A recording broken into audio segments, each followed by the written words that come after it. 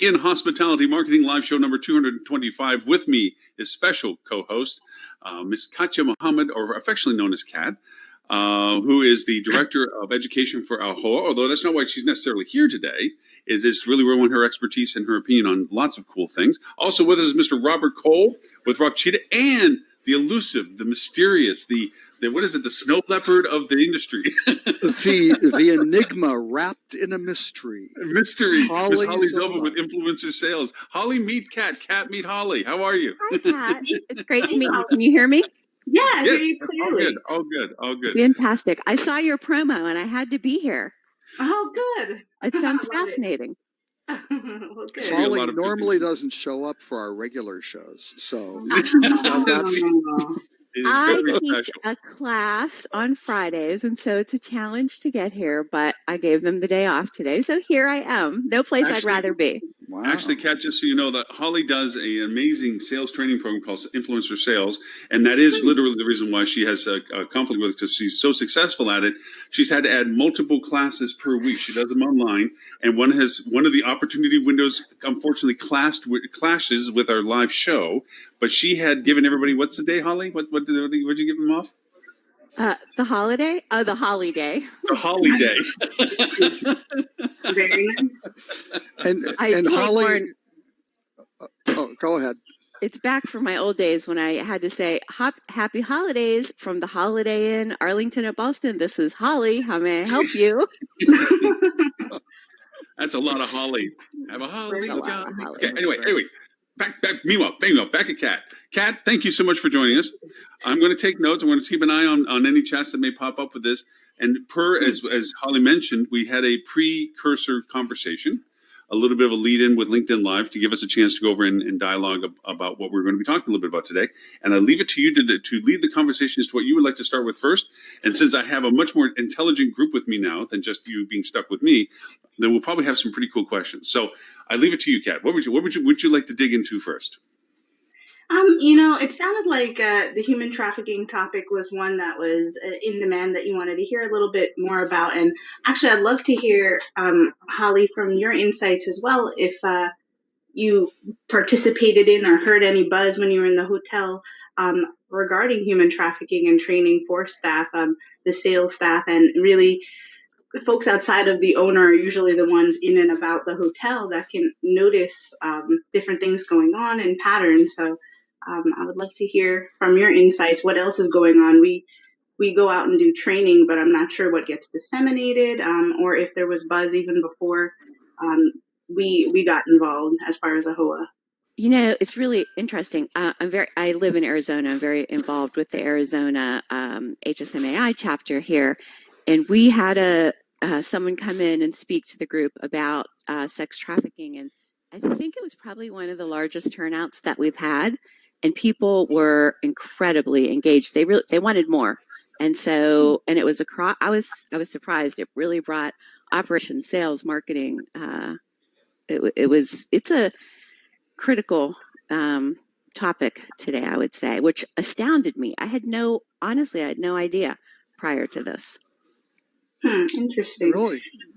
No, it's been a topic for a number of years. I'm trying to think in the late, probably 2008, 2007, Dominican Republic was all over the topic because they were having some severe problems with it. Had a campaign, and I think it's fantastic that both AHOA and AHLA are now and your former boss Chip Rogers is now at AHLA. He got up at the Dallas hotel conference and basically said at least AHLA's position is that every hotel should have mandatory training across the industry. And again, I've been sometimes critical of HLA because many times they'll kind of side on, well, how do we save expenses for the hoteliers and things like that? And here they are going 100% all in. So kudos to Chip, and I think the insights that he got leading AHOA that probably informed those decisions to probably push on some folks at HLA who were possibly resistant to that sort of initiative. So great stuff. Absolutely. I'd say most times anything that's across the board regulation, AHOA as well as AHMA hasn't always been on board with that. But of course, anything to help save the hoteliers money. Oddly enough, with human trafficking, the approach that we took that has really allowed it to be more impactful is instead of saying it's a moral responsibility to act, it's also a smart business decision. Absolutely. Because of how much damage comes to your reputation. And in addition to that, some hoteliers, along with GMs, are getting fined and held legally liable if they are aware that things are happening and do not address it. And in addition, some of the flags are dropping the owners if they have it taking place because it spreads a bad reputation across the board. So the risks are pretty huge. And once that's put in front of hoteliers in particular, and many of them start this business as a legacy to pass on, and just overlooking certain things could end up destroying not only your life but generations ahead of you. Yeah, and it is the right thing to do for the industry to stand up and do this. And it's something that is, I wouldn't say necessarily solvable because it's a very, very difficult problem, but at least if you can prevent it and kind of say not in our place sort of thing and put up those various things. I headed marketing, again, this was, long time ago, late 80s for an economy lodging group. And we instituted policies of requiring IDs, right, on check-in. And a huge pushback. It's like, no, we can go back to the earliest days of innkeeping. There's precedent for law to say, no, we need to know who you are. And boy, yes, sex trafficking, drugs, all that sort. It was curtailed because they went other places because they weren't being scrutinized. They didn't have to go produce a valid ID to check in. And they said, well, we'll never stay here again. It's kind of like, good. Yep. It's a win-win. So what are you doing? I heard a little bit obviously on the promo piece, but I don't really know what AHOA is doing from an education standpoint. Can you elaborate? Certainly. So as of right now, AHOA, and for all those listening, that's the Asian American Hotel Owners Association, and we work with hotel owners across the U.S. There are 2 certified trainers on staff, myself and one of my coworkers, Brendan Jackson. And in addition to us, we have partnered with BEST, that's Businesses Ending Slavery and Trafficking. We are certified in their training, but we also have another program with Polaris and Department of Homeland Security's Blue Campaign, but I'll address that in a second. As far as the main in-person training through BEST, either Brandon or myself or one of the BEST staff travel out to different areas and host in-person training for hotel owners and their staffs that are members of AHOA. And the training is considered meeting the requirements of certain state regulations or local regulations. It doesn't work across the board. It's not one blanketly accepted training program, but it's certainly hitting the main points that a lot of states are regulating as a required training for hoteliers. And in addition to our in-person training, those are really great to hit large numbers in one shot. So you can say, have all of your staff come or all your head housekeepers, and we'll train them in one shot at town halls. Recently, or this year actually, AHOA started doing these kind of town hall tours where we travel over a course of 3 days to 3 different areas and do in-person training at each one. And in addition to that, through BEST, there's an online platform where you can complete the training completely online. It's about 30 minutes. It's pretty interactive, and that's for you or your hotel staff. And at the end of it, you get a certificate. And same thing, the Polaris one that we partnered with them in Department of Homeland Security, that one's a video that you watch, and we're in the midst of revamping it. But with that one as well, at the conclusion of it, you are not able to fast forward through it or anything right now.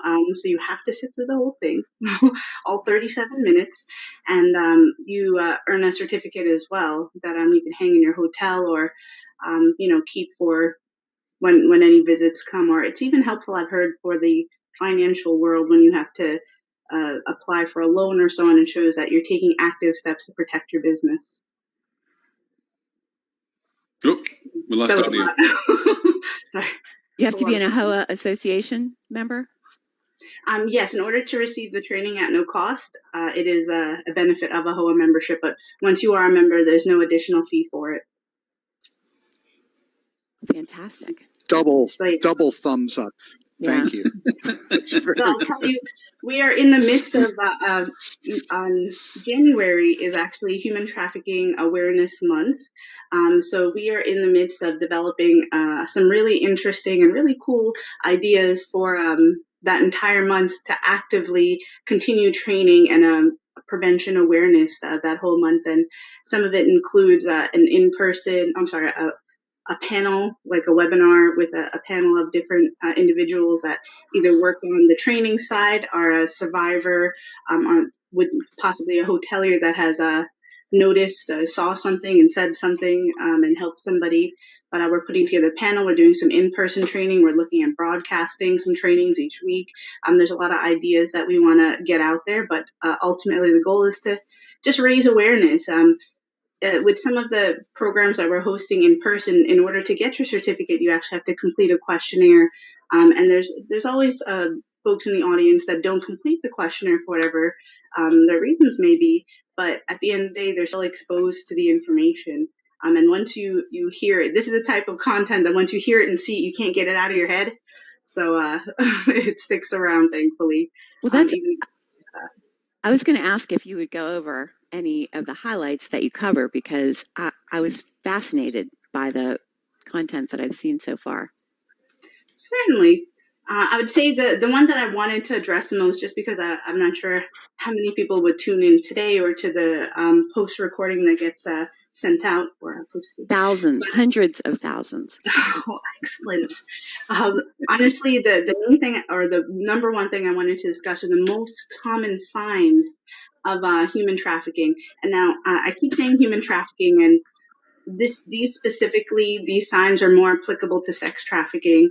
The federal definition of human trafficking includes sex trafficking as well as labor trafficking, and some of the signs of sex trafficking are the same with labor, but there's just some small nuances. Of course, the commercial sex acts are typically not there or as prevalent. But the most common signs of human trafficking, sex trafficking, if you're in the hotel, is evidence of violence, abuse, or coercion with one of the parties involved. Evidence of an unusual amount of control over an individual. You'll see a young person that seems to be dressing and acting like an adult. In those instances, there's usually somebody kind of lingering around them. If they check in on their own or check in with the other person, they're taught how to act and taught how to present themselves. So you'll find that they're very careful with their wording and how they posture themselves, the distance they keep from the other individual. You'll find more on the housekeeping side upon entering the room that there seems to be an unusual number of cell phones, used towels, hotel keys for the room, accepting number of condoms in the room that are used. And then another one for hotel staff to notice is if there's a frequent amount of visitation to a single room in the hotel. So there's just a lot of traffic. Now, all of these, they're kind of behavior-based actions that you see, and it's very difficult to tread the line of not being discriminatory when trying to view these things.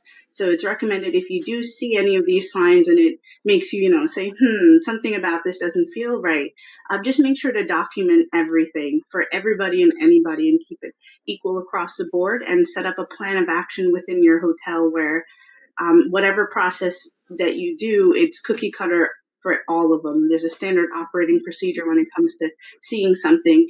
And if you're ever, really concerned, you might hear somebody getting beaten, or you see something that really makes you want to take action immediately. If you don't want to call 911, you can call the human trafficking hotline, and they can set you up with somebody that's locally in the human trafficking task force that can come to your hotel and check it out, or your place of business, honestly. The hotline filters through Polaris, so it'll have a national outreach ability, and we have a lot of great resources to let them know who locally can help you. Some of the human trafficking task forces that function through the law enforcement agencies. They'll even set up sting operations where they can come into your hotel. Hoteliers generally do not want that type of attention to come to them. It's a lot to have, several squad cars show up and then come through the hotel. It draws too much negative attention. So if you get involved with your local law enforcement, you have the opportunity to have them come and actually plan out what it would look like if they have to call about a potential tip off for somebody in the hotel to save. So I would say those are the main ones, and there's no exact fix that would work for all hotels. They all function differently. As you were mentioning before with the checking in situation, I know on my promo with Lauren, I had spoken about the fact that you're dealing with these advanced hotels where there's less people interaction. So we're going to find little holes in what works for some and what just can't work for other hotels. But one of the strategies that seems to work best, most as recommended by BEST, that businesses ending slavery and trafficking, is to just have a very long-term strategy and develop great relationships with your local government officials as well as local law enforcement agencies. So those are the main points. Yeah. Also, That's a lot. I just wanted to, no, it really is a lot to take in. The other part I just wanted to throw in there is with those most common signs, don't just look at, young ladies, look at everybody coming in, boys, girls, those, non gender conforming, whoever is walking in, give them the same equal scan that you would anybody else. Is You there mentioned a- that earlier in our Sorry. our earlier presentation that unfortunately one of the more abused aspects of our culture is the non-specific transgenders and so forth, the people that are on the fringes of our social acceptance kind of thing, where they're growing, but they're being exploited in a lot of ways. And you're saying that was one of the lead-in of people first signs of that you draw into and stuff like that. So, excellent point that you made. Lauren, very quickly, Lily is trying to get in. Yes, I sent her Tim's link since Tim didn't pop in. I sent her Tim's link so that if you see Tim Peter popping in, don't be surprised. It's not going to be Tim. And I'm actually reaching out to Steph and make sure that I'm not excluding her by Steph accident. is not going to be on. She sent me a note. Yeah. Okay. So that's fine. Yeah. And that's one thing we saw Lauren taking lots of notes. Lauren, you mistook January. It was Human Trafficking Awareness Month, not human trafficking. And you've got to stop those programs. Okay, that is not a segment shift initiative. I put awareness in. He's adjusted all those campaigns. Good. Well, Always so looking funny. for an angle to increase occupancy. No, Right. no, Lauren, not do that. I put awareness in. Open awareness month. Yes, I did. When we first started this, for a while, because there's so many words and you want to refer to it quickly, we started saying just human trafficking training. And when you type it, you're like, wait a minute, are we training on how to human traffic? Yeah, that's not good. We need to rethink this. So we put awareness in there. That's right. Yeah. Not getting. If you maximize your business through drug cartels, well, here's a new way to score even more. Right? No. Hi, Lily. Sorry. Hello. Hey, Lily. We're still on our. I'm sorry, Lily. Please meet Katja. Kat. Lily is one of our regular co-hosts with us as well. She is an expert in revenue management and a lot of other stuff. Just revenue management is her business. So, but hang on, Lauren. Lauren, we've reached a milestone. We have more women hosts on the program than men. Just the beginning. Oh my God! It's going to be dominance from this point forward. This is scary. Holly has not picked up her end of the bargain on really facilitating that over the last several. I know. Several it's been months. neat. You realize, so yeah. Can you talk a little bit more about the labor side of it? I don't ever hear that. Yeah, so very similarly with the labor, some of the signs that you see is another force, fraud, coercion into doing what they're doing. You find that the individuals don't have control over their own personal identification pieces. A lot of times there's somebody else that will show up or take calls on their behalf. But labor trafficking really boils down to somebody working, and the money that they earn, somebody is taking that. Or they might say, I'll take this money and offer you housing, but you need to work X amount of hours, and so on. We recommend, or through best when we touch on that in the training, we recommend posting. We give them some posters to put in the back of the house, in front of the house, to also be able to call in. There's actually a visa program if you are brought to the U.S. Under human trafficking, and forgive me for not knowing it off the top of my head, but there's actually a special visa for trafficked victims from the labor side or the sex trafficking side to be able to stay within the U.S. because ultimately the ones that are brought into the U.S. under human trafficking, they're doing it to better themselves or better their families back home. So there's a greater purpose for them. They were brought in under, misinformation, but the idea is to still help them and help them progress. And coming out of this is, they say that the path into it is difficult, but the path out is even harder. I was going to say, because they have to be afraid to report anything because they're going to be afraid that they're going to be sent back. They're going to go to jail. They're going to get Well, or their trouble. Yeah. families. I mean, a lot of Or the they're- folks yeah. they're working with are not good people. I mean, it's one of those things, you're going to do this or we know where your family lives, sort of thing. And they get put in impossible situations, right? And again, they're picking on the most vulnerable people who are saying, "Hey, we're trying to get to the U.S. We can help you. We have a perfect thing. Just give us this." And sometimes they pay for, they've saved up a lot of money. They've paid these people, and then all of a sudden, everything just goes south, and they're stuck. And they have no money. They don't. Oh, we'll hang on to your paperwork so it's safe, and you won't get caught. And all of a sudden, the train tracks are headed the wrong direction, and there's no way to get off. It's not good. No, and even domestically, they found or one of the things we mentioned is you might encounter a young lady, young boy, whomever. Well, let's say an adult even, because human trafficking, the average age of entry is around 14, which means there's a lot younger and a lot older that comes to that. But once they're 18 or over, you are treated as an adult. So the rules are a little bit different. If you're under 18 and you're involved with trafficking, then it's automatically rape or or inappropriate conduct where you call the police, it'll be dealt with. But you might encounter somebody who's 18 or over and you see that there's obvious signs of trafficking. And you might go to this person and say, hey, can I call 911 and help you? And they'll say no. Or you'll call 911 and when they show up, they say, oh no, I want to be here. I'm here, consensually. This is my boyfriend. I'm really happy. And then you end up kind of looking foolish and bringing unnecessary attention to your hotel. So it really is a difficult spot to be in, to want to help. And then the brainwashing that's done, it's brainwashing plus a lot of drug usage.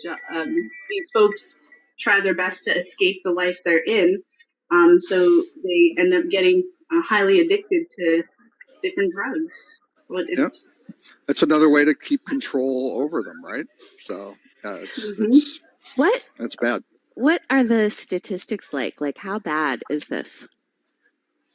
Oh gosh, and once again, I wish I had more updated stats for you right now.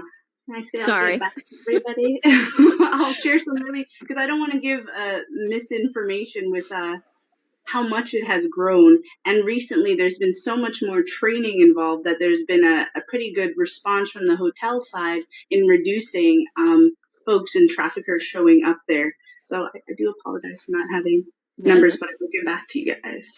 So it was growing, but you feel like because of the training, we're starting to have an impact?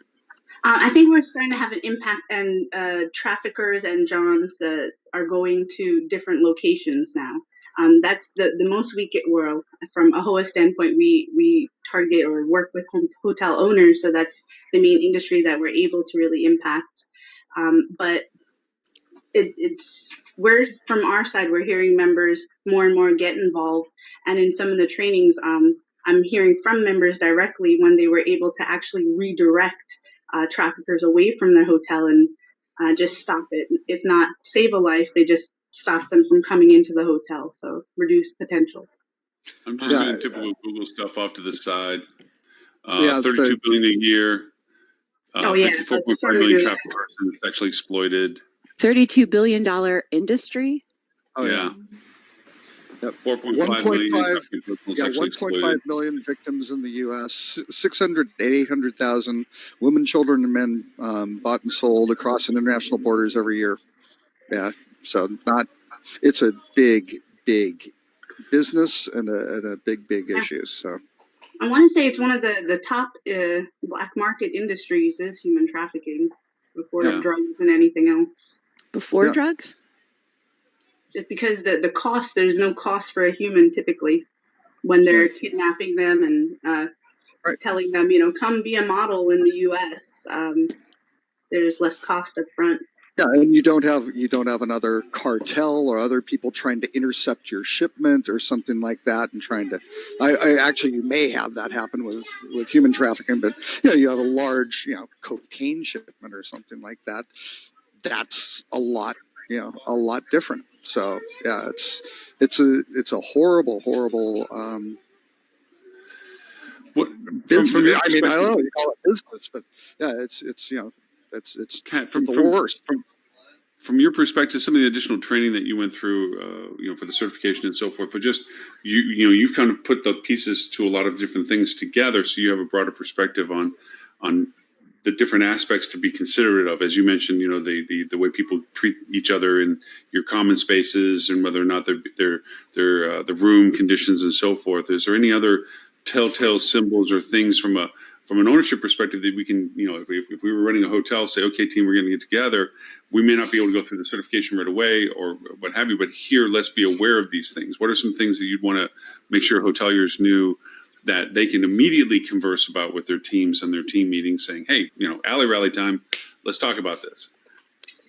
Did you say alley rally? Alley rally. Remember the alley rallies? No. I used to call them, no? I don't know what an alley rally is. I think most There used to hotel be owners stand-up meeting? Lauren, in the alley. most of these should be maybe in a meeting room as opposed to the alley behind the hotel. I don't Okay. I used to call them NETMAs. Okay, for the record, I used to call them NETMAs, which was nobody ever told me anything. NETMA meeting.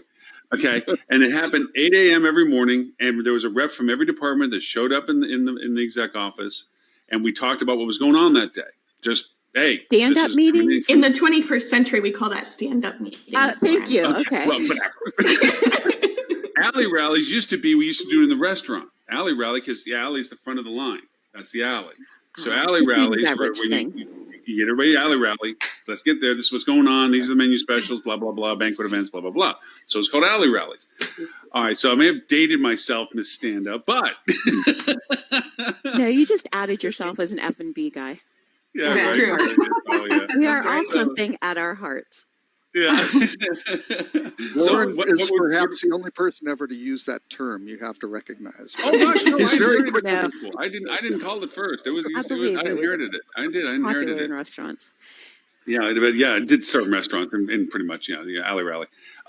So there what was were an some- important question in there. So what would be some of the Back to things the from a depressing starting point? content. From a starting point, what if you're going to have your next alley rally or stand up?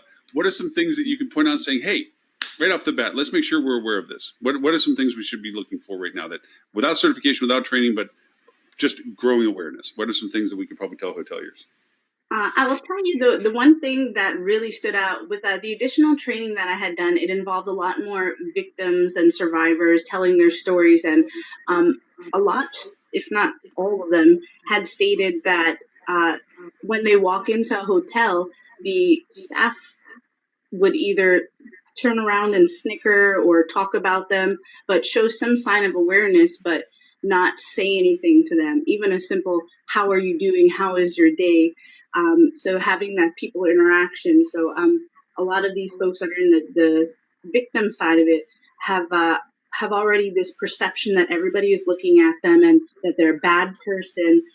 So if you see somebody and you don't treat them with the same respect as you would anybody else, or even just kindness, just give them genuine kindness, they tend to close up and sometimes go deeper into that feeling of not being a good person and that they deserve the spot they're in. So one of the things I would definitely ask is for all those that interact, just keep that same kindness across the board. And if you see somebody that looks like they might be prostituted or getting trafficked, just be a little kinder. Maybe offer them to, use your hotel phone if they need to call the police or something like that.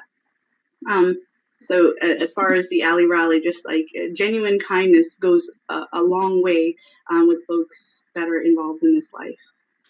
So I have kind of a two-part question for you. One is, a lot of the tips training for alcohol awareness and things like that, they'll have sort of a one-sheet resource that you can print and have in your back office. Do you have something like that with some of the typical signs, like they may be paying in cash, they may not want to show their ID, it may be an older man and a younger girl who seems uncomfortable, whatever those different things may be. Do you have sort of a one sheet that you could point hotels to that they could put up in their back offices? Absolutely. So one, through Best on their website, they have some information that you can download, and you could also purchase cards that you can give your staff. They're small little cards that fit in your wallet. Polaris as well has a really good listing available at no cost. But same thing, they're one pagers, if not like a small card that you can keep with you, put right at your front desk, the back of the house, wherever you find that there's constant interaction with guests or folks that interact with guests. So definitely. Perfect. And then through our training as well, you'll see the list in the training, but you also gain access to those one pagers.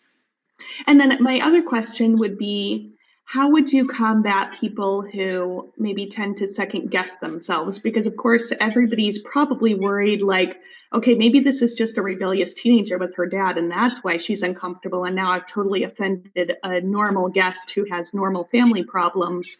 How do you kind of walk that fine line between suspecting everybody and not suspecting enough?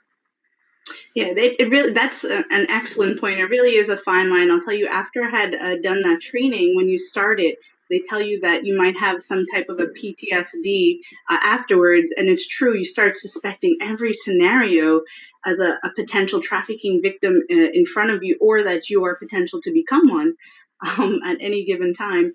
But there's no clear answer of exactly what is the best way. I would say, from what I've heard is successful with our hoteliers, it's through observation and taking note of what you see. There have certainly been false claims, and there's more news coming out about false claims of folks calling on exactly what you said, like a father with his young daughter going away. One of the signs they say to look for is if folks are showing up with any luggage, if they have a local address but they have no luggage, or if they have luggage but no tag on the luggage itself, suggesting that they flew in from somewhere. Those are different signs that might come up as a red flag. I would say keep track of what you're seeing, keep record, timestamp things, and if it gets to a point where your suspicions are just going off your spidey senses, then hopefully, if you have not developed a relationship with the local law enforcement to see who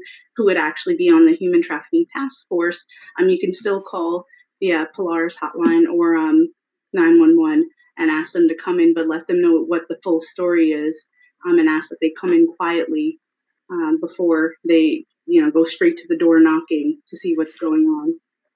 I noticed that this is based in. I put the link for the Best Alliance with in the chat box, but I also then I see that it's based in Seattle, and they have Seattle numbers on this. It's just nauseating. I'm sorry to say. I mean, I threw them off to the side. Just some of the stuff that's there and the things that they're pointing out.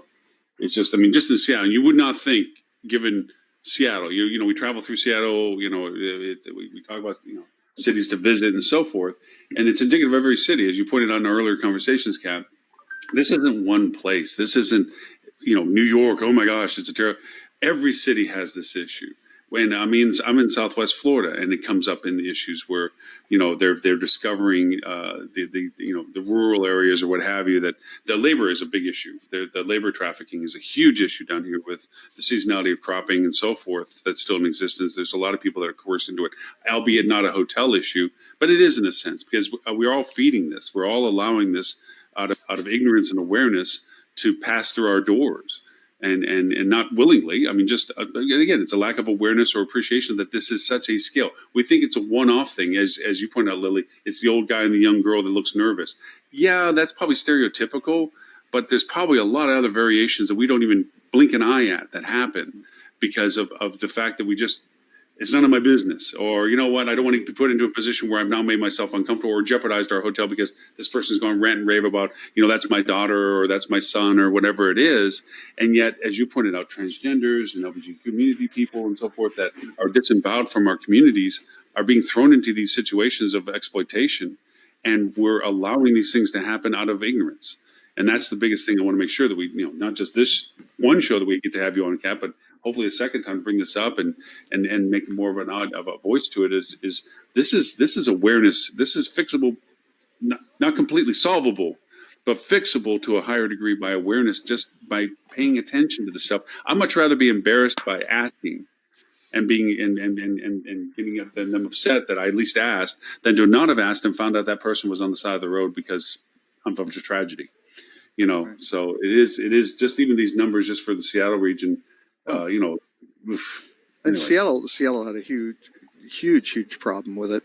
But again, these are enterprising business people, right? It's a large industry, and why would you want to? People would say, "Oh, well, look around Los Angeles, look around, border cities and things like that."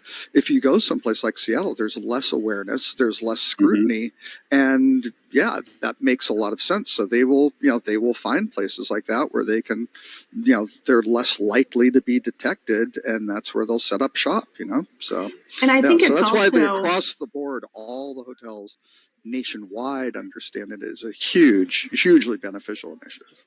I think also, it kind of gets a reputation from what I understand, and I'm not well educated on the topic, so I'll paraphrase by saying that first. But that I think we talk a lot about the border states, like I'm in Arizona, for example. They talk a lot about that with the cartels that can be involved and whatnot. But I think we sometimes overlook the fact that there are people within the U.S. trafficking girls from within the U.S. or people from within the U.S.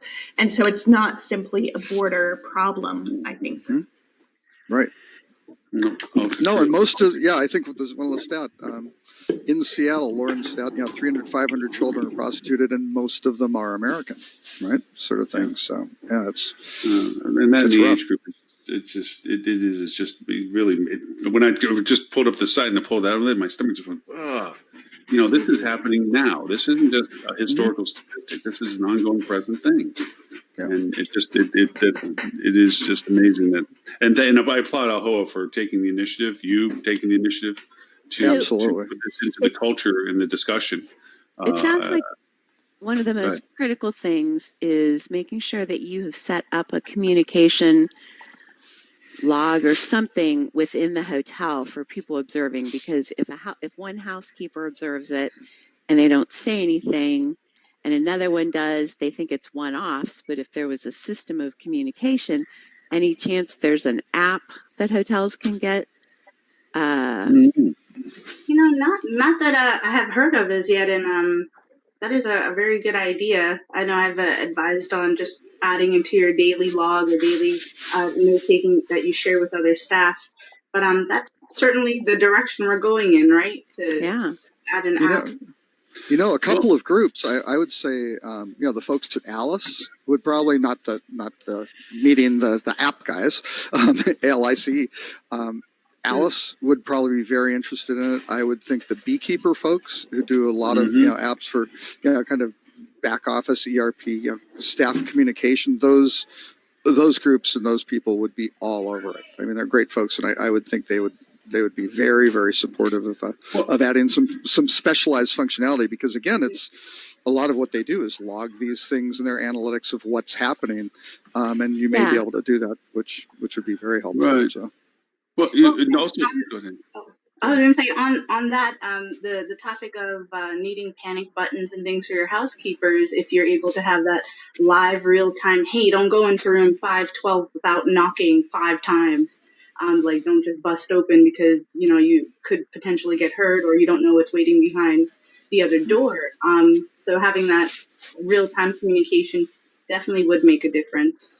Well, you bring up a very good point to it, because it also means, and there is this, no, I wouldn't say rift, there is this distinction between management's perception and reality of operation.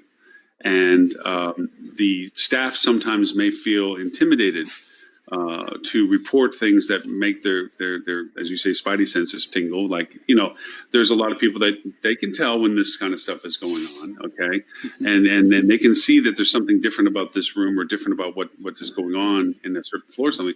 Yet they might feel less likely to come forward because they themselves might be chastised that they put the manager in a bad position because it wasn't what they thought it was, or something. So the management, the ownerships, and everybody that's responsible for the communication of how the culture of that hotel runs needs to make it say it's okay.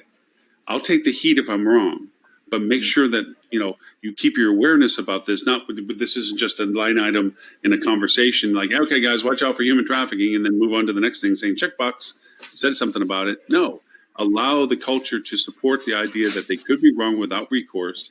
That it's better to have been wrong and thought of it than it is for them to have been wrong about not saying it. So it has to come from the management perspective too. Yeah.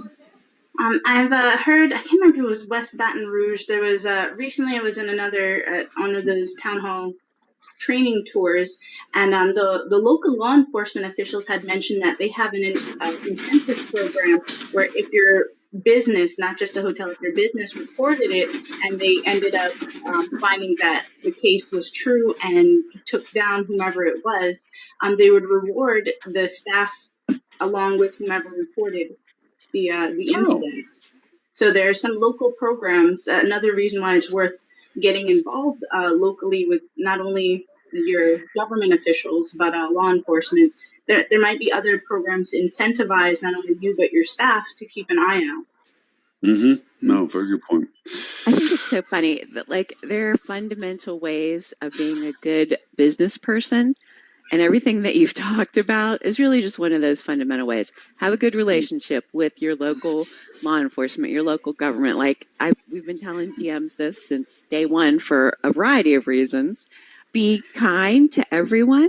All of these things are okay.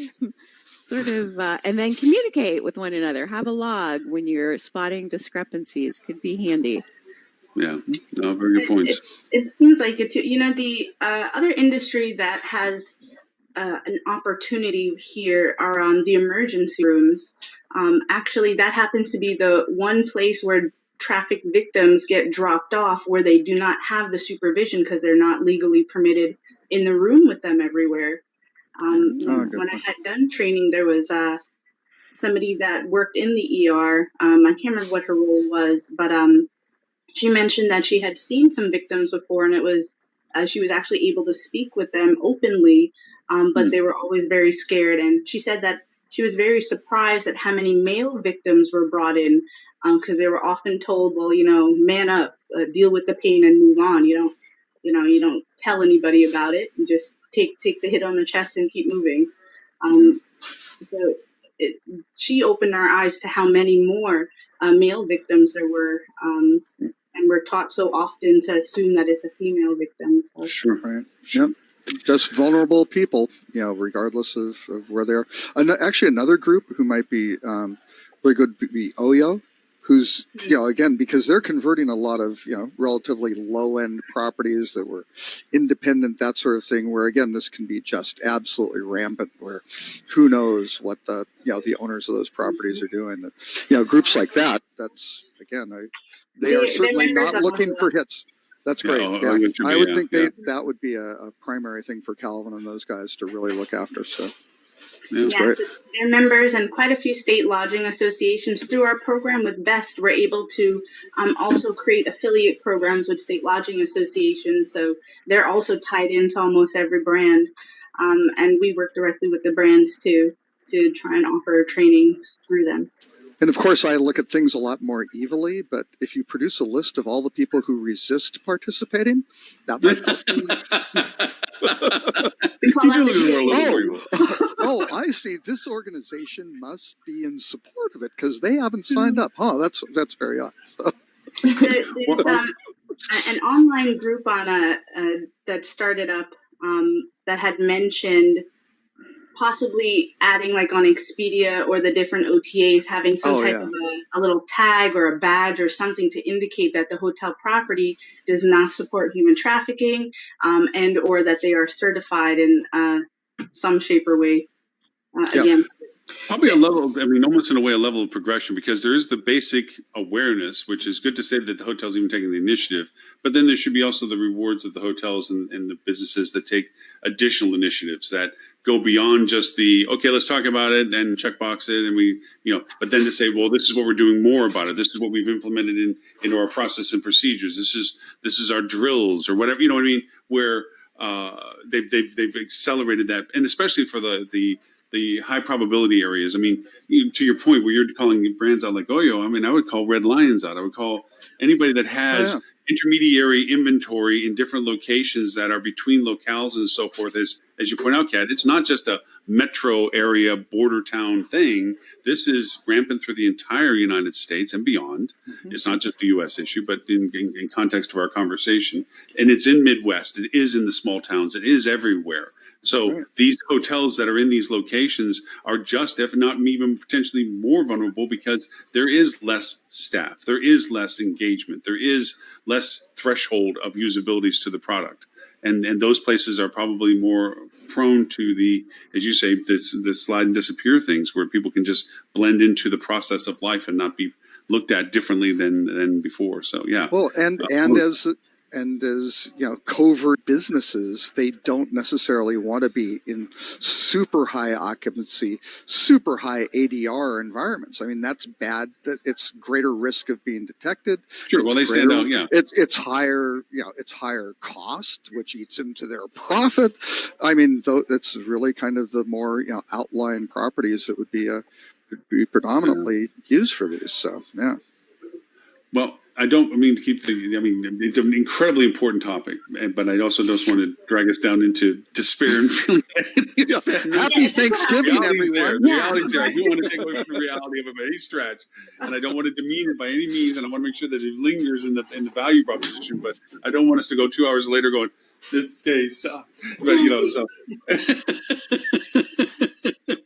You did also have another topic that you were very much passionate about talking about today, and I'm really having Lily join us as well as Holly, obviously, Robert not so much, but and that is and that is your data-driven conversation, because Robert doesn't know anything about that, so don't worry about Robert talking. But Lily will be a great contributor to this conversation. But you want to talk a little bit about data-driven communication technology and usability. So please, if we want to change gears a little bit and go into something like that, would be great. Certainly. So yes, this stems from earlier this year. I went to the eShay conference and we did a think tank session with many of the hospitality executives that were there. Some were directors of education, others were in ops or their senior VPs, president, vice president, so on.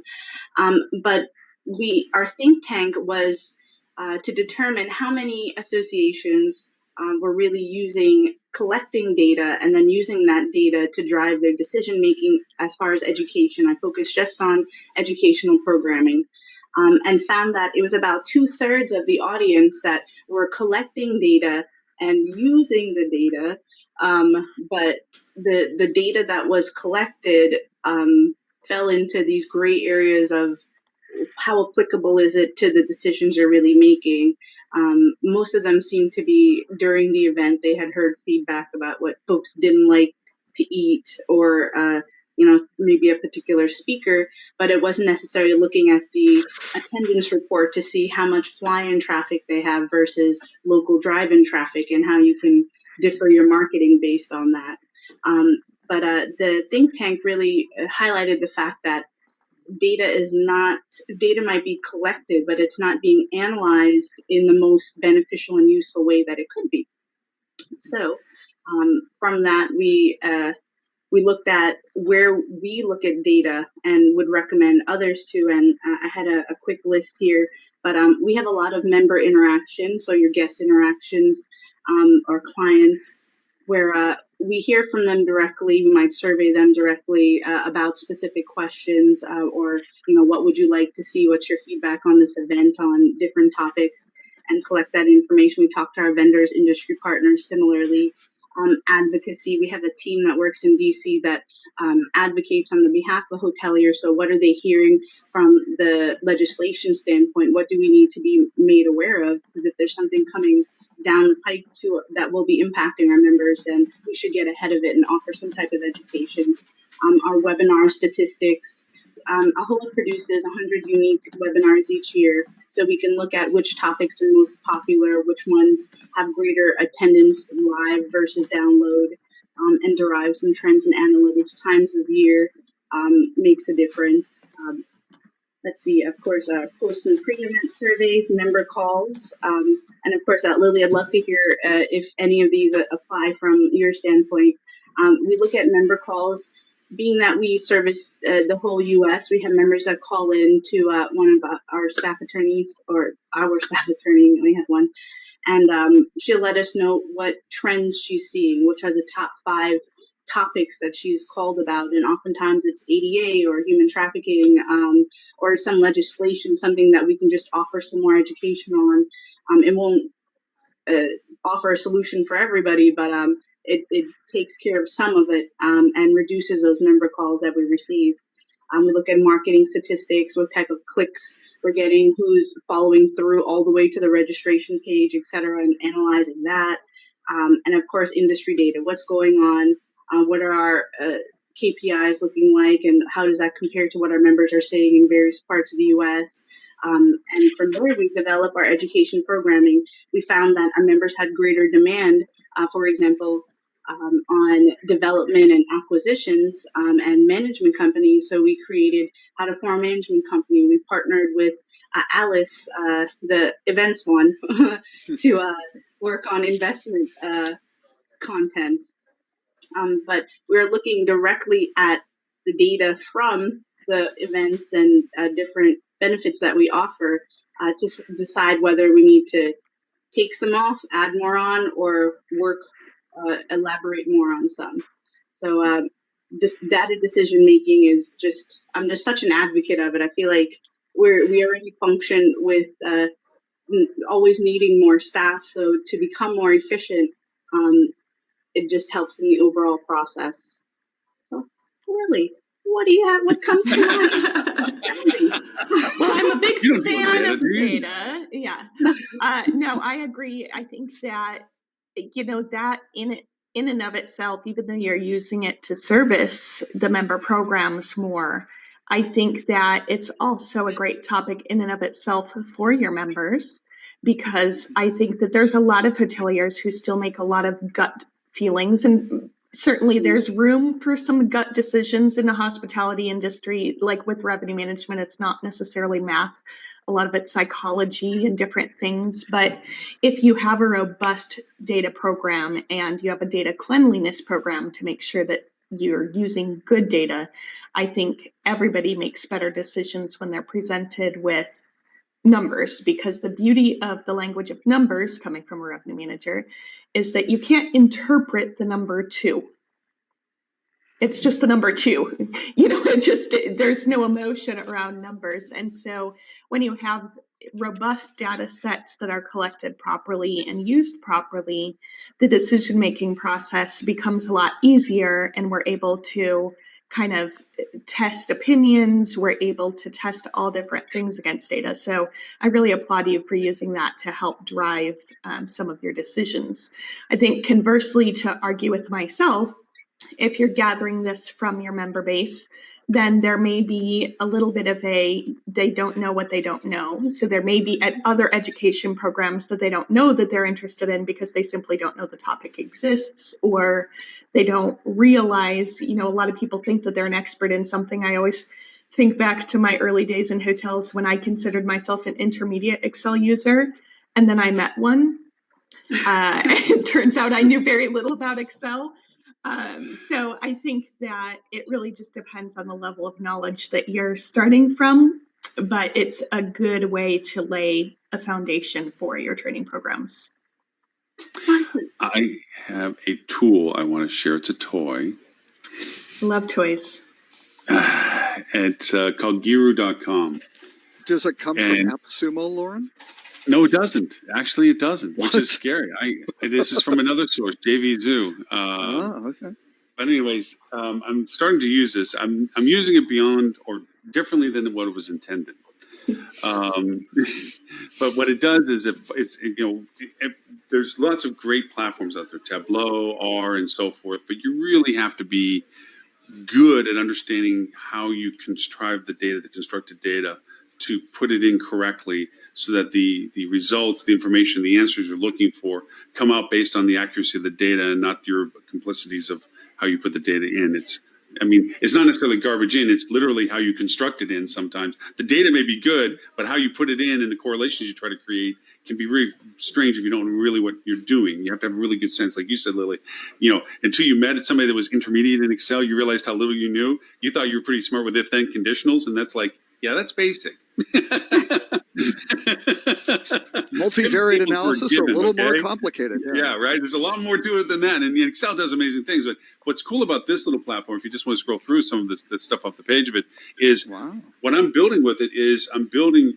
I'm a big fan of workflow for CRM interfaces, where it's a conditional relationship of as you send communications, they can drive triggers as to what you do. But this is really cool because you can put in your direct costs, your implied costs. You can put in your modeling from a marketing point of view, your conversions, your volumes of traffic, your conditionals as to where it goes, and then the part that I really like is all your other conditionals, your retargetings and so forth that have percentage contribution value propositions in it. It's just not a single pathway that people go through, as we know, in their interactions. Well, the cool part about it, as you're pointing out, Kat, about the data use is you have all this data of the things you're already currently doing, your marketing strategies, your cost of operations, and all these things.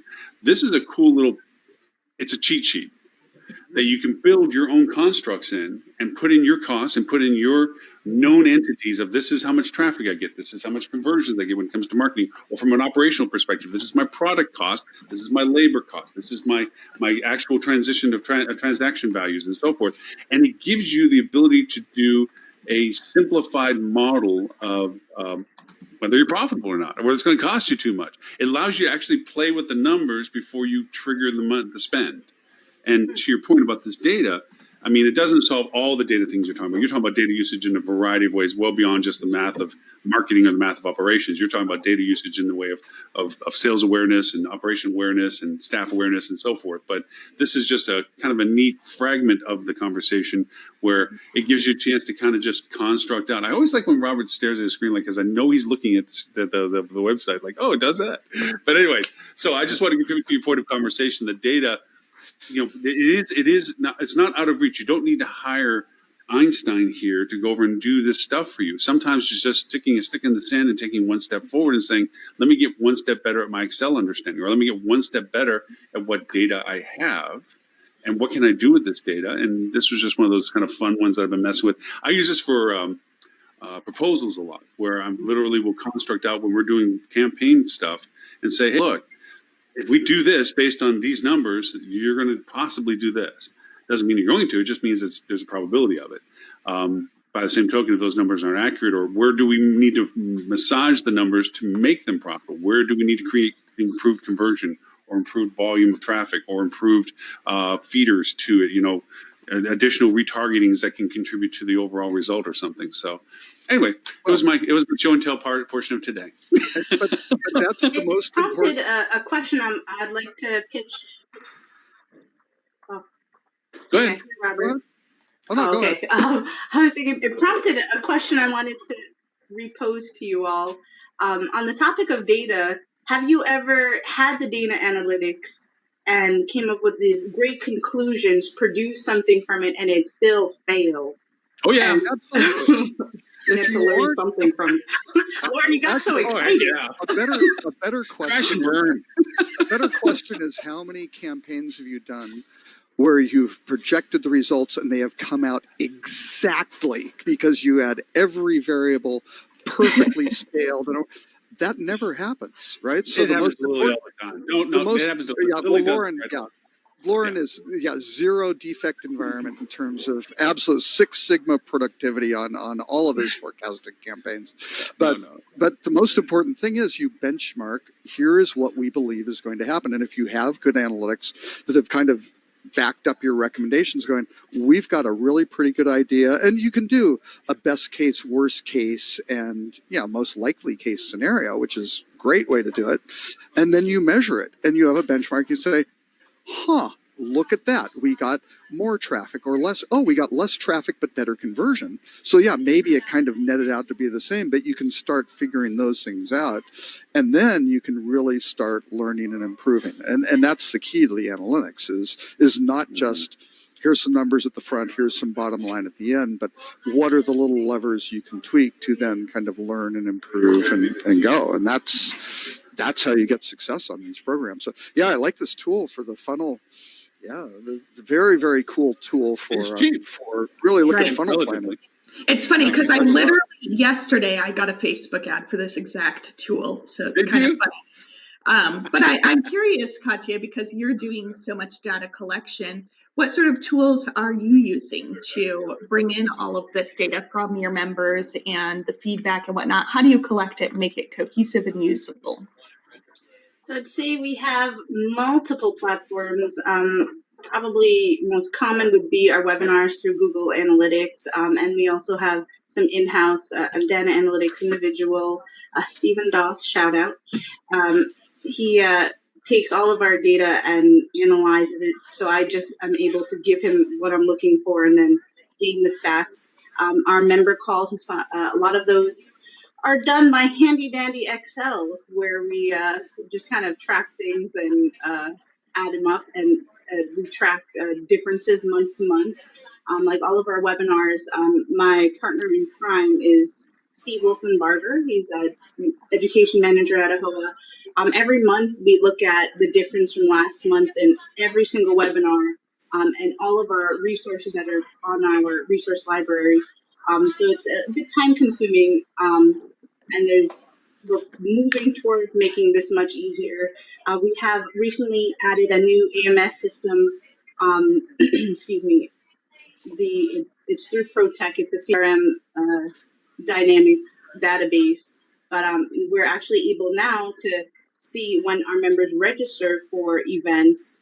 It attaches to their account, so we're able to just pull reports that can tell me more about who's attending what, the frequency of registration and so on, where we didn't have that before. So that's brand new. Like, we're still in the final development stages of being able to pull that data through our CRM database. We also use GoToWebinar for analytics and SurveyMonkey to collect data.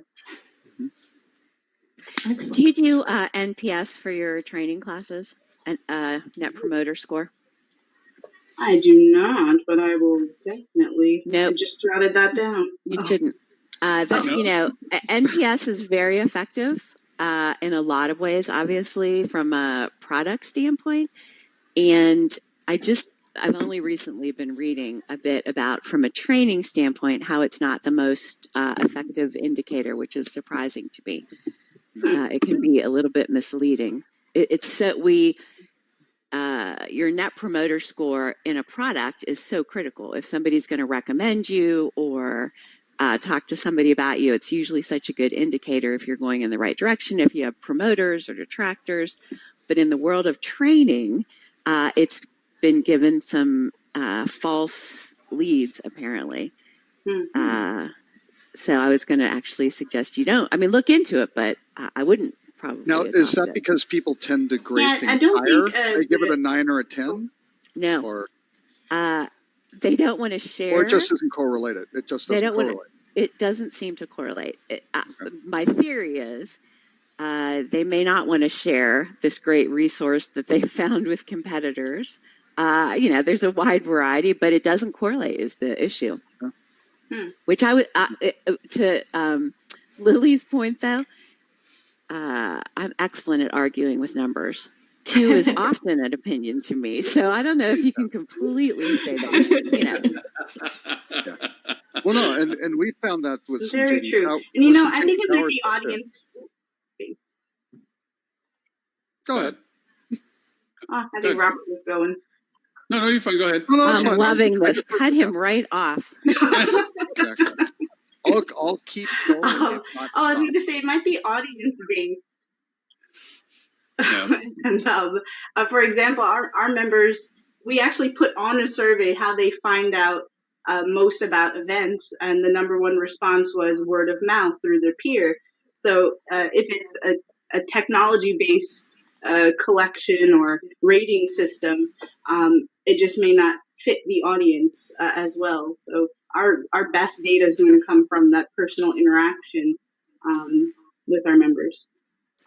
Now I wonder and Holly, just to keep it in the spirit of the fact that you go out and you have, and I'm not trying to toot your horn about this, but I'm always happy to see you.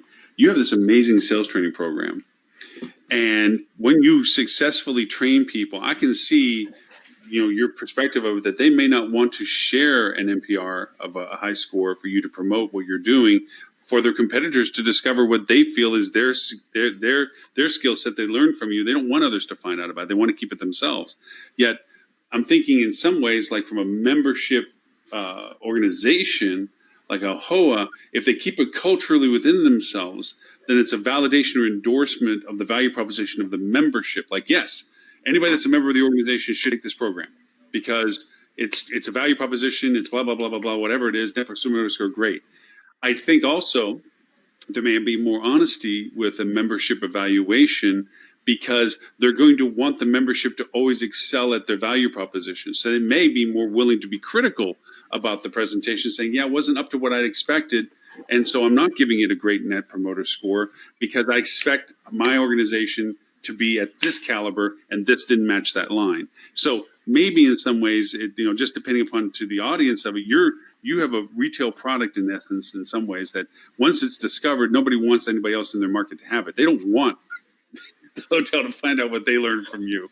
But meanwhile, from a membership perspective, they might be like, hey, my membership is worth it. And I want to let people know that this is a good thing to do if they're a member, I think it's important to differentiate between a training and a membership. I mean, I was surprised to read this information about NPS scores because I've always been a huge NPS. It's just the easiest thing in the world to track. You've got detractors, you've got promoters, and it's a piece of cake. And I was surprised to read this research about the training side of it. So just be cautious there.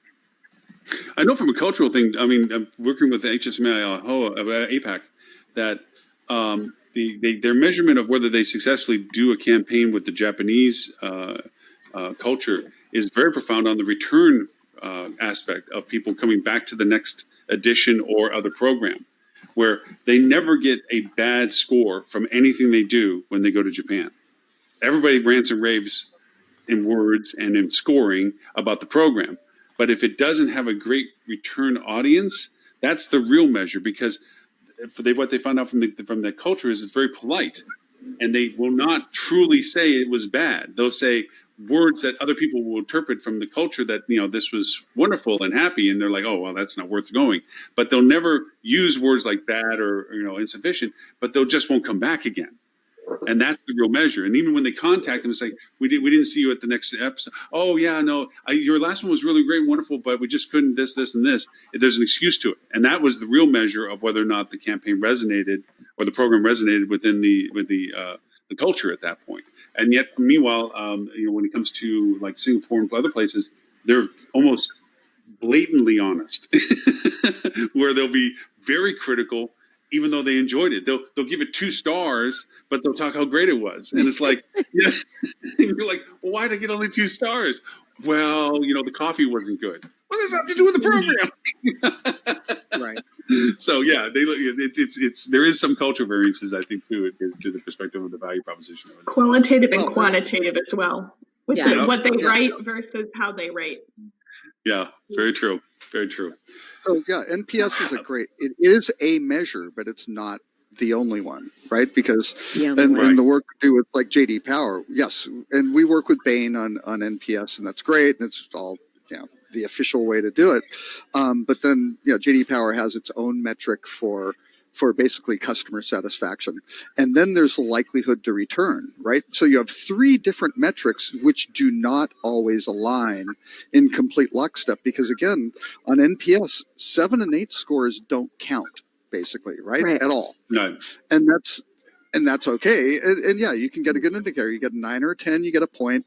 If you get a 0 to 6, you get a minus, a negative. But 7 and 8s don't count, and that's not always, the sweet spot for these brands. So you have to look at multiple factors when you're looking at it. It's like anything. If you just look at one score, right, you may be scoring well on that, but does that really indicate what translates into profit and return guests into satisfaction in the bottom line? And NPS does not have a one-to-one correlation for doing that. So Therein lies, though, the danger of being data driven.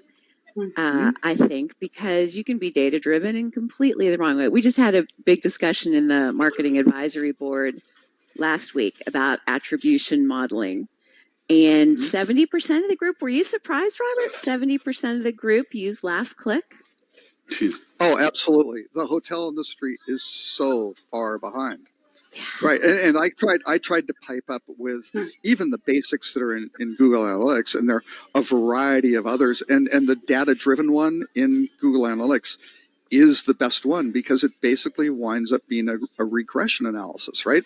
You look at all your data points and you look at the outcomes, and then you try to figure out what has the highest correlation between some sort of input and the end result, right? And you can kind of figure out, well, yeah, here's how the attribution kind of gets spread out.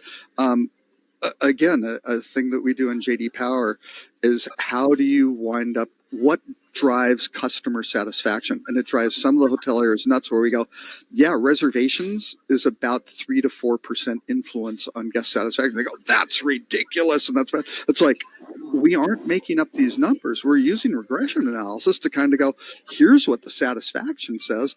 And guess what? The reservation the reservation factor isn't a big predictor of satisfaction. Here are some other things that are much, much greater predictors of that satisfaction. So not that it's not important, but if you're really trying to drive satisfaction, here are things we need to work on. There are a variety of, there's certainly product issues, guest staff interaction issues.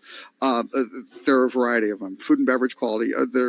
There are a ton of them that wind up getting, in the 22 to 20% impact on guest satisfaction, again, versus reservations. But again, reservation is important. You certainly want to attract traffic, convert it effectively, and do that, or you aren't going to have guests to be satisfied. So it's just a different kind of measure, right? So I worked with Harrah's Casinos a couple of years ago. They were phenomenal. About tracking Loveman. He Total tracked rewards. everything. Oh, yeah, exactly. Yeah. They knew. I mean, I've never seen such a phenomenal data-driven company since then. I don't know if they still are. Casinos. Casinos. Yeah. Yeah. And it is. And Loveman and those guys, what they were doing, it was incredible, especially in their player stats.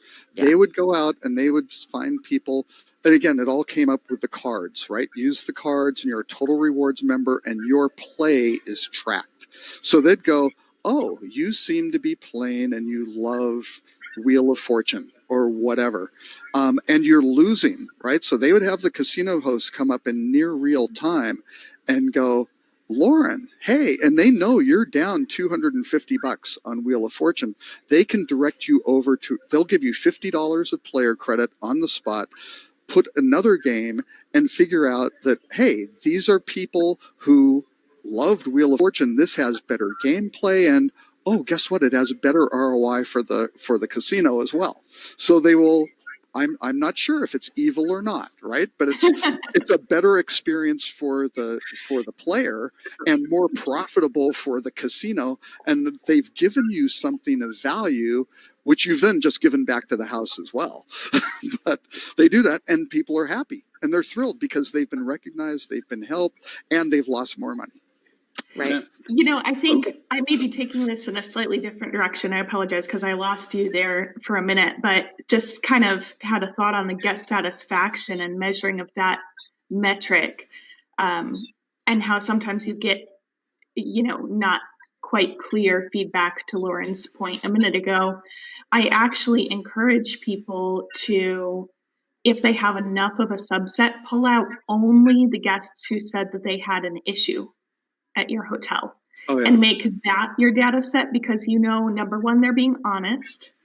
And number two, oddly enough, from what we find, it's guests who have an issue that is resolved to or beyond their satisfaction that are most likely to be net promoters, instead of the ones who had no problems at all. So Right. ideally, you don't want it to be a big issue, but if you almost look at, if you just pulled those to the side, then that may actually give you more accurate data if you have a large enough subset of people who say, at least, like, you know, I needed extra towels in the room. Really, any type of staff interaction, to your point. Oh, yeah. Major hotel group presented the results of running around the country presenting these guys. Major hotel group had one brand that was just cratering in terms of numbers of issues that they were having, right? You could see you have a significantly higher number of issues, not only versus your sister brands, but versus, your competitive set and your chain scales and things like that. And these issues are not being satisfactorily resolved, and it's killing your customer satisfaction. And the pushback. Oh, we don't know about these numbers, and question them. It's like, whistle timeout, but you loved all these numbers for the brand that's doing quite well. I mean, That's it's the same data driven. methodology, guys. Yeah, it's like, we don't want to believe those numbers. And it's like, we're really sorry. We aren't putting our thumb on the scale. This is 45,000 people across the country, across all these brands. It's just, we're reporting what they're saying. And you should really probably be receptive to this, because this brand is sucking at what you're doing, and it's probably really fixable, because look at what's happening in food and beverage on your other brands. Yeah, so that's what I'm saying. There has to be some revenue correlation that they see. Oh, there is. Oh, and there absolutely is. Yeah. So going back to with the fact that with our guest Kat, we hit the two topics you definitely wanted to hit. Was there any residual ones that you wanted to make sure we got thrown into the process, or is there any expansion to any of them that you want to make sure we hit before Robert tries to? Can I ask Kat what you've learned from a topic standpoint is relevant for hoteliers from a training standpoint? I don't know why. Just curious. The topic of sales and marketing is a big one. The ones that are always at the top are anything HR law related, anything ADA compliance related. If there are any legislation actions that hoteliers need to take, example, the NIPP training in California, where it could result in fines or fees. But sales and marketing consistently comes up and is actually one of our most sought after downloaded webinars. Because this set it and forget it way of revenue management, or hey, they're discounting, I'm going to discount by $1. It's still a little too prevalent. But on the topic of sales and marketing that I wanted to bring up with you, Holly, that I thought you might be able to comment on is recently we had two folks that work in the sales and marketing and then revenue management space brought up the fact that when one hotel drops flags for another one, that there's a point where all of the systems that held their data, contacts, relationships, etc., goes away. So our hotel's preparing for that transition, and what does that transition look like? And I was curious if that was something you had dealt with before, or if you could kind of add to that topic. Lily, Lauren, these guys. Oh yeah, it's ridiculous. In some cases, unfortunately, this is a brand business model. Because especially when you have a lot of brands that have other properties in the area, and in somewhat fairness to the brand, you've got this backlog of reservations, right? Which is going to be changing of a flag or something, and they will aggressively go out and say, "Hey guys, you booked with X brand, it's not going to be that anymore. And they don't necessarily say that, yeah, your reservation is going to be recognized and it's the same management company and all these things and it'll probably be fine. It's more like, hey, we can help you and you'll get your points if you stay in a property B instead of this first one, and we will facilitate that, and not just on a transient basis but on a group basis, and somewhat structurally gut the hotel right from any of their booking backlog. Happens very, very, very, very often. I'll tell you my super secret sauce of following the law but not necessarily its intent. Both brands, the one you're exiting and the one you're going to, do not cannot prohibit you to have an identity in your transition process. Mm-hmm. Now, you don't have to name it the new hotel, because there is the binder between both brands that you cannot refer to your new brand to the old brand. You can't go to your old IHG database that you're transitioning from and say, hey, we're going to be the new Marriott brand. We can't do this. But you can offer communication with your database while you still have connection to it in your IHG environment for contests, follow-ups, social engagements, and you create a domain that is innocuous. That is your transition email newsletter, like, hey guys, sign up for discounts going forward. You're going to be staying with us in the future. We want to give you a reward for that. For those that are pre-booked already on the IHG platform, then you have to notify them, hey, guess what? You're not going to be coming to a Holiday Inn. You're going to be coming to a Marriott. All those complexities of transition of brand. But if you create a neutrality place that you're doing these communications, you can garner legally all of the people that respond and engage with you into that platform, and then use that as your core. Don't give it to your new brand, but take that data and then introduce them to your new brand, but maintain that data that you've garnered from the transition process. So you're fulfilling the transition from the brand, that you're not putting them into a new brand because you can't feature the new brand, and you're not violating the new brand by bringing in brand not theirs data because it's yours in the transition process. So it's following the law of transition without necessarily the intent. And it's the one area on the group sales side where we're actually a little bit ahead of the transient side. Group sales is behind the transient side in every other area. But we don't, always convert the catering or group sales CRM system. We'll not typically, but often will stay the same. Yeah. If we're using Delphi before, we'll use Delphi after, and so we don't lose the data. But hopefully at this point on the transient side, that's part of the cutover that they're doing this. Yes, Yeah. no? Well, No. the problem is the limitations, I think, of the systems, especially if you're talking about a brand-to-brand conversion. There's limitations to what you can pull out. Or brand to independent, really. So I always think back to one of the biggest projects I did was years and years ago down on the wharf in San Francisco. I assisted with the transition of the Hilton Fisherman's Wharf to what is now Pier 2620. And we went through massive rounds of Hilton cancellations because they weren't going to get their points, or they were trying to come and use points. That was the main reason that this hotel was transitioning, because it was in such a prime location that they were making very little money off the brand because they were the redemption hotel where everybody wanted to come use their points. So they are making so much more money now as an independent in this scenario, but it was definitely a painful transition because the only way that they could really get all of that historical information and reservations on the books was to hand enter them. So they had to there's a binder of reservations about this big that they had to bring in like 12 people just to hand key reservations nonstop for a couple of weeks to get them all into their new opera system before the cutover so that they would be prepared. And that obviously there's a lot of room for error in a system like that, but there's just no friendly transition out of a brand and into another brand or an independent scenario, because the brands really want to hold on to those loyalty guests. And I can't blame them. I mean, they're running a business just like anybody else, right? But there's definitely a lot of additional steps. And unfortunately, especially on the limited service side, we see a lot of hotel owners and operators who go into it not realizing what exactly is going to happen. And without somebody there to guide them, like a savvy revenue management consulting firm, for example, they are likely to run into challenges that once you transition, you can't go back and correct.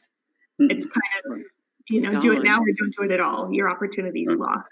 Well, and the opposite happens as well, though. For an independent going into a major brand, I've been involved with a major brand where I've had very pleasant conversations with really, chief legal officers, things like that, where they've gone in, where it's been a representation group or something like that, which has been a commission-based, program. And they go, oh no, after this, we will not pay commission on these bookings. They were like, no, that's the thing. And it's great to have nice, frank conversation going, oh, I understand. So you're going to accept the reservation without paying for it. And boy, I think there are certain racketeering charges which could, you really want. And boy, they say, oh, they do not like that. But that's really what happens. That's basically a RICO offense. And yeah, all of a sudden they start towing the line. But if you don't have kind of knowledgeable advice coming in here going,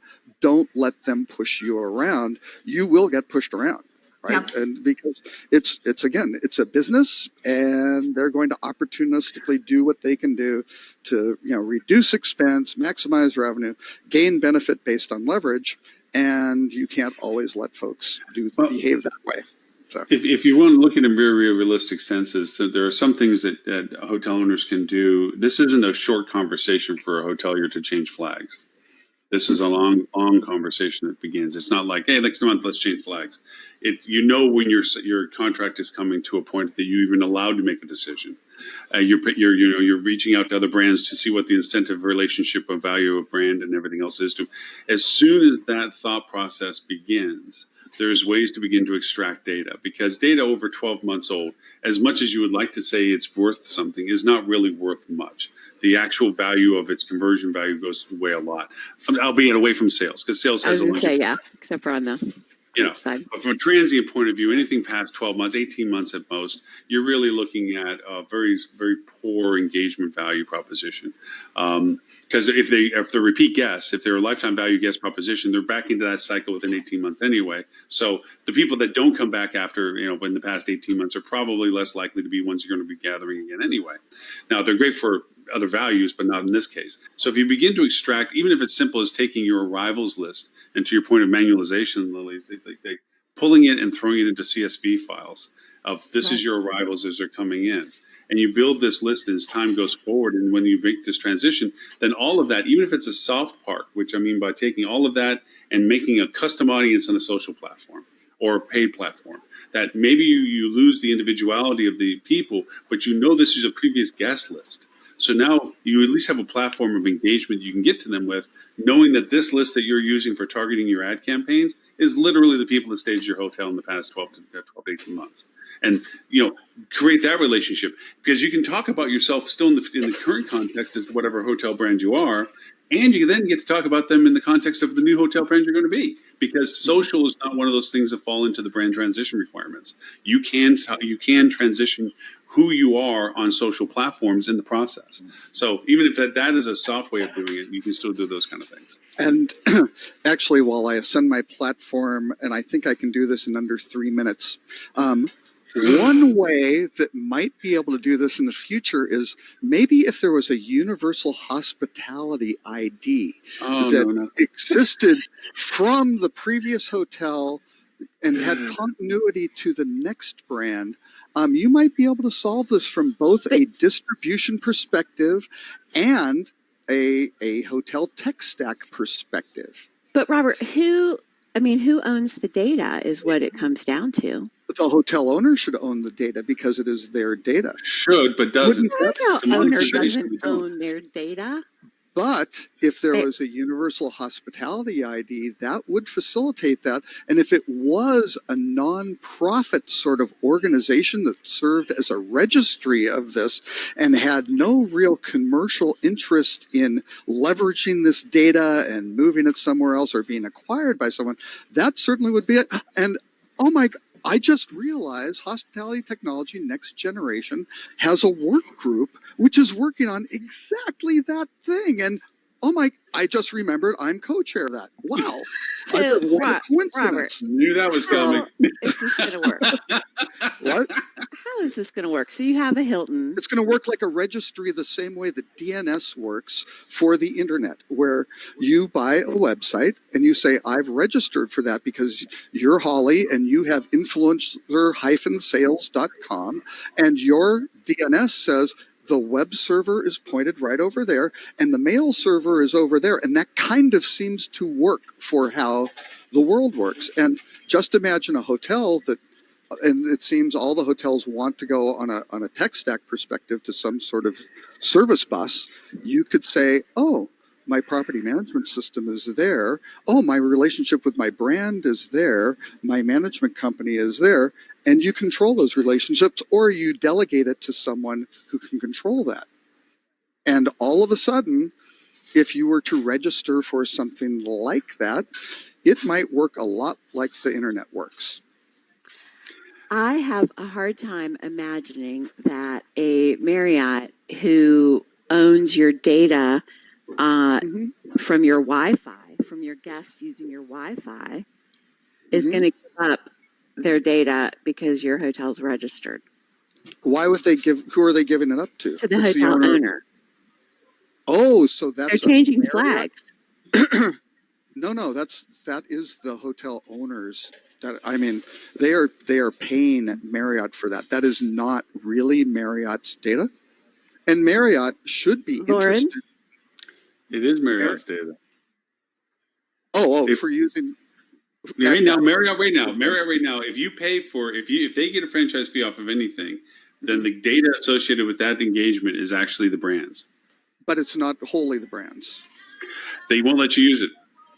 Well, that's a very, very good point. No, I mean, I went through that. They literally changed the franchise law because of me, so I know this is true. And quite honestly, with this registration process, there will be an ID, and you don't have to use it, right? And for the hoteliers, actually, the way this is going to be structured is, if the hotel brands don't want to participate, that's fine. But the ecosystem of tech providers can do that, and they can point to each other saying this. Now, this isn't the actual content of these messages, this sort of thing. It's not a centralized repository. HNLA had a initiative which died a gruesome, very expensive death a few years ago, because they were trying to develop a centralized content repository. That's not this is just a registry that points to the resources. Now, how you want to share those resources and validate, and authenticate for who has access to it is a whole different thing that's a level above. This is just. I think the process itself, what you're doing is absolutely pristine. I think it's excellent for this, but I think this is a simple right into a contract that if you're going to be a Marriott, then you have to surrender your license value of the data that you're collecting as your Marriott while you're a Marriott. And that has nothing from a Marriott. And that has nothing. I think that's just going to be a right into a contract. Like says, hey, look, if you're going to be a Marriott, then you license off the fact that whatever data you collect while you're us is ours. Period. If they go into the system. Right now, as it stands, when you flag as a Marriott, anything that you generate revenue from, that data that's collected to generate that revenue, if they make any portion of the Marriott gets a percentage of it, is considered Marriott's brand proprietary data. Right. And that is usable for by the property as long as the property remains brand. And Marriott is not ever giving that up unless they are going to give it up when they hire the AI. It really cracks me up because we're having this conversation and I'm really surprised it hasn't become more of a topic in the hotel industry, because this is the exact thing that we give Expedia a hard time about, is not sharing guest data. And, we always say, like, everybody jumped into bed with the OTAs during the downturn because this and that, but aren't we doing the exact same thing with our own brands? And they just have a much better way of marketing it as if it's our data, but it's only our data as long as we agree to keep playing with them. Contractually, right. But what this initiative does for the registry is that unique ID is not the brand ID. It is not anyone's. It's a complete independent ID which identifies that real estate asset. And it's extensible as well, where yes, you have a core ID for the property, but if you want to extend that down to room category, room type, individual unit, knock yourself out. And you can suddenly start defining those individual highly granular units independently or separately or however you'd like to do it, which is fine.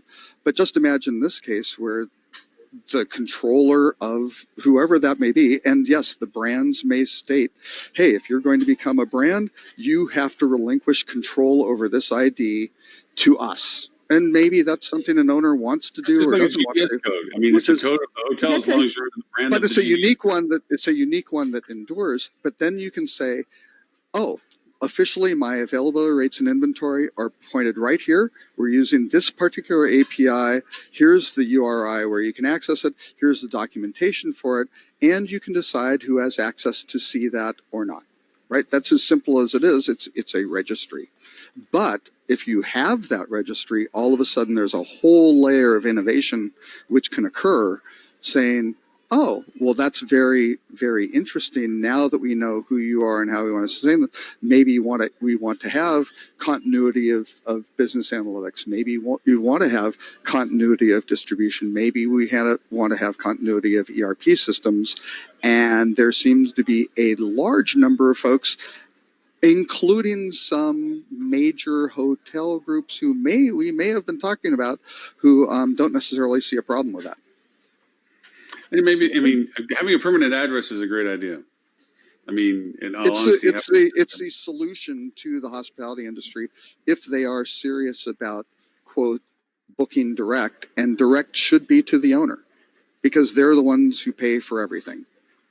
Then you destroyed every franchise model in existence, though. Not necessarily. No, it's what it winds up separating out. If those franchise models are producing for those owners and they are, authenticated, we're looking at attribution, right?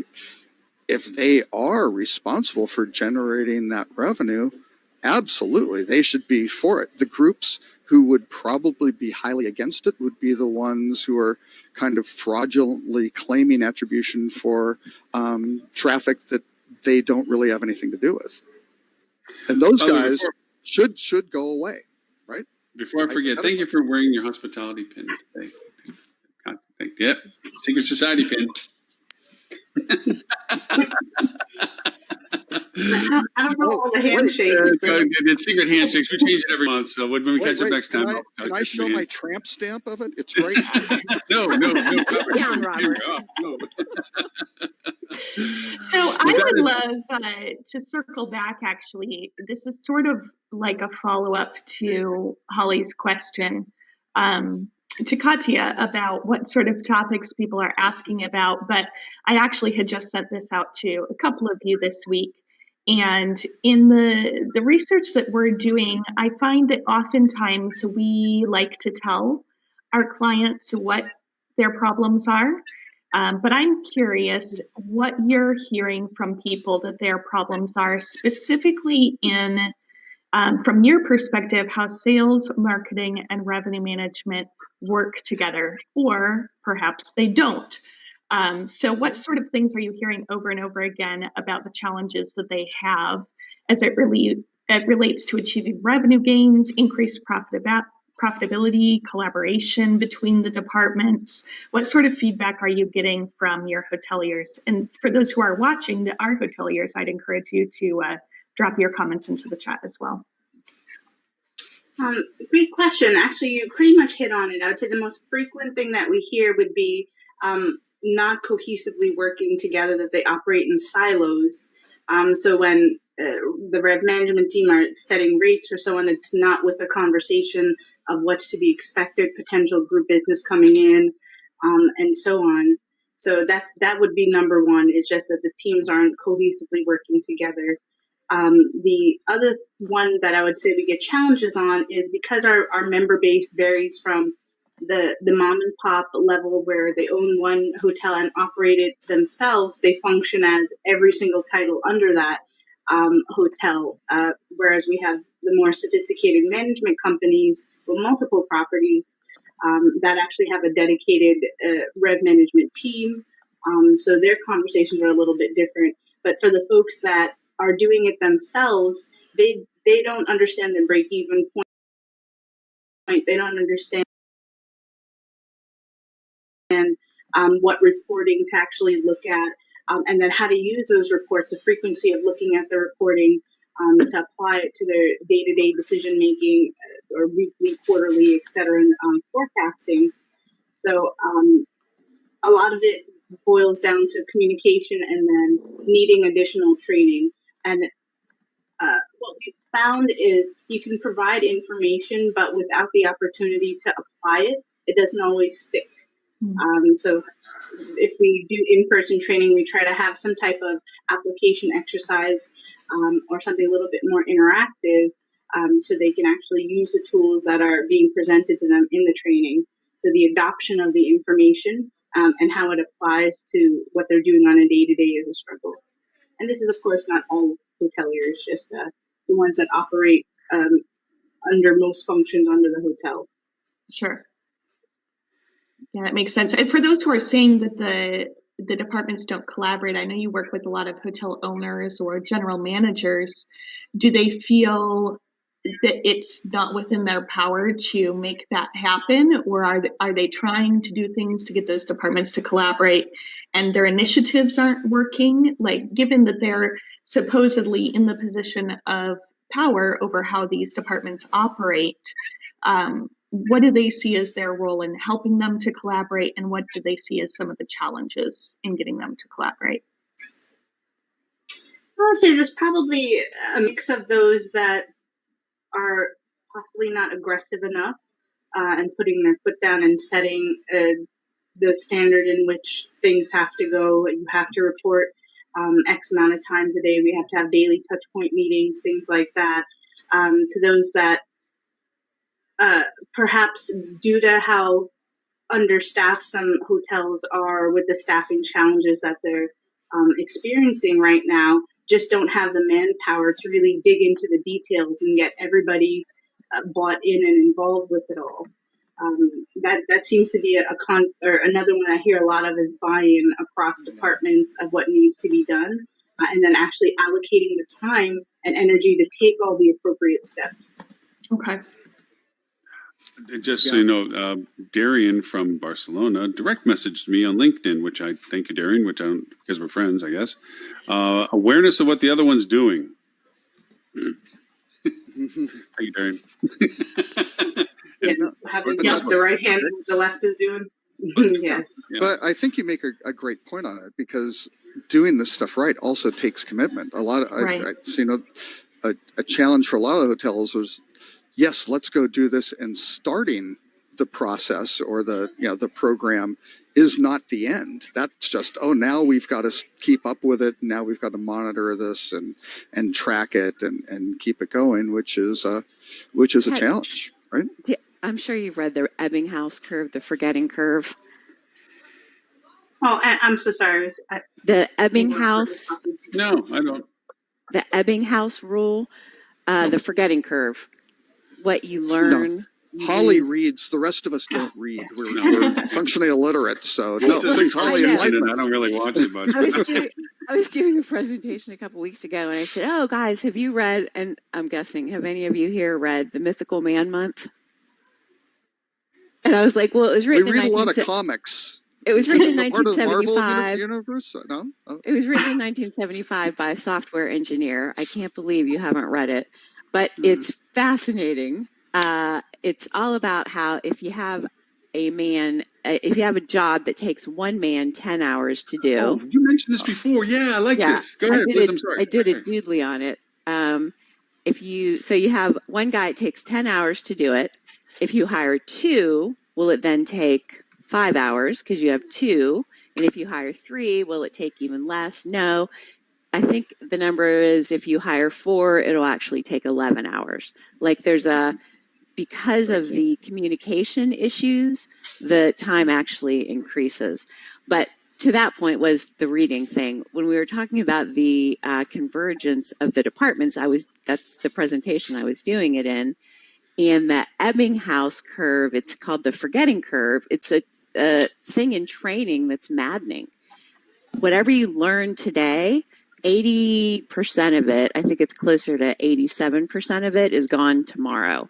And within I think it's like 60% is gone by tomorrow, but within 30 days, literally 87% of it is gone. So all this money that we invest in training, if there's not the reinforcement, if you don't realign goals, it's wasted. It's entertainment. It's not changing any behaviors, and it's maddening as a trainer because it's I can tell you as somebody who sells training to hotels, it's a piece of cake to sell them training.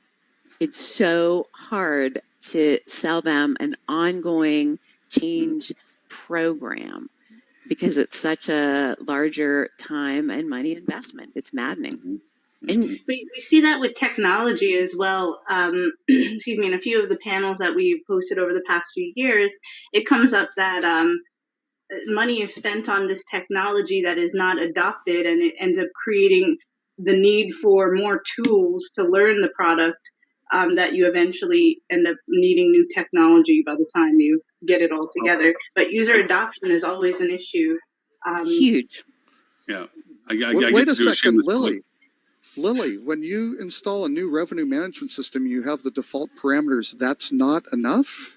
That isn't just, oh, how odd.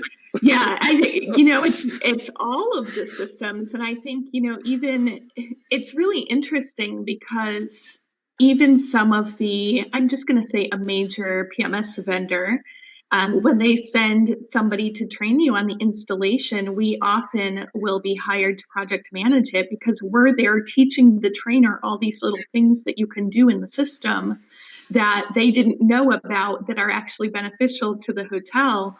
So I do think that, I feel for all of these hoteliers because we can sit here all day and tell them all the things that they should be doing. But at the end of the day, they have limited budgets and limited time, and they have to decide what's going to be most important. But I think that when you're making a major investment like a new technology system in particular, number one, you're looking at the likelihood of having to make that investment again very quickly if you don't make the right decision, or losing a bunch of efficacy where over time you can't even calculate the labor cost of the fact that you aren't using the system properly. Number two, when you're talking sales and marketing or revenue, all these are revenue generating departments. This is where you have to start, in my opinion, to do things right, to really take the time to do the learning, to invest in the program that Holly is talking about. We have similar programs on the revenue management side that are ongoing. Okay, let's keep this moving. Let's make sure that we're applying this. What has changed? How can we adjust the KPIs? How can we write a marketing plan or a budget that's not just based on I have to get this deadline in, but actually means something to you and that you plan to follow and is a good strategic plan for the hotel? Because if you start with the biggest investments, doing those right, and the revenue generating departments, theoretically, everything else should start to flow to the bottom in a way where you can start to make investments like, let's put tablets in the room so that we can get better data from that, or do an additional guest service training so that we can get better data from that. But first, you need the revenue coming in the door. And so it's a good place to start the investment. I get to do my shameless plug. Next week, I'm going to Orlando and Boca. And Kat, you already seen this before, but the Rocket Program, the Revenue Optimization, Convergence, Education, and Training. And my partner in crime, Bonnie Buckheiser, has two statements she makes. One is called Chinese Food Training, which she says, you get this fire hose of data and you're filled up and it leaks out your ears because it's all this stuff to remember. And then you walk out the door, you feel very full, only to be very short period of time later empty because you can't retain hardly any of it. Because it's too much, too fast, not enough time for assimilation, which is a point I want to bring back to you, Holly, on something that you pointed out to me. And the second is that when it comes to what she calls Xerox training, you buy a new system, you train the team on the system, and then people normally leave, and new people are brought in. But the people that are using the system only use about 40% of it, let's say. They're not using the full functionalities. They're using what they remember from the training that they got on the system, which is about 40%. And so that 40% gets transferred to the next person. Well, they only remember 40% of the 40%. Next thing you know, you get a carbon copy of a carbon copy of a carbon copy. You got somebody that is using less than 10% of the system's capabilities. And now there's a huge financial system. Oh, our system's terrible. It doesn't do this. It doesn't do that. And oftentimes one of the best solutions is to retrain the system again, to realize that there's updates that maybe you didn't buy or should get, or that you didn't know about. There's functionalities that are in there that have long since been forgotten that just need to be trained into your usabilities again, or dormant things that it did do that never were used that could be used now. Sometimes just why don't you put a little wash and wax on the car before you buy a new car and see if it still can do what you need to do. Now, sometimes it's just an old car and you got to get a new one, but most of the times it's about training. Going back to an earlier thing, Holly, that you pointed out, because one of the things, and you talk about crash and burn failures that I had. So I have no problems in sharing this about HSMI's APAC. We had this conference that was going to go in Singapore, and we did this advertising, and I did the advertising for them. And according to the numbers, they should have had 600 people attend. I mean, massive traffic engagement, massive click-throughs to the site. Problem was, they only had 150 people show up. And what we found out from post-interview was a lot of the companies did not finance people to go to conferences or for training that year because they were so fat and happy that they just relied upon their third-party vendors to teach them what they wanted to know. A whole mess of problems with that. Biasness, service scale, learning only the tools that are being given in the service profile. Lots of problems with that. But the reality of it is, to what Robert says, financial decisions have to be made, or excuse me, Lily, financial decisions have to be made, prioritizations have to be made, and this was an easy one to make of, hey, why spend the money? We can get what we need from what the platform we're using from the people that are willing to, quote, give it to us anyway.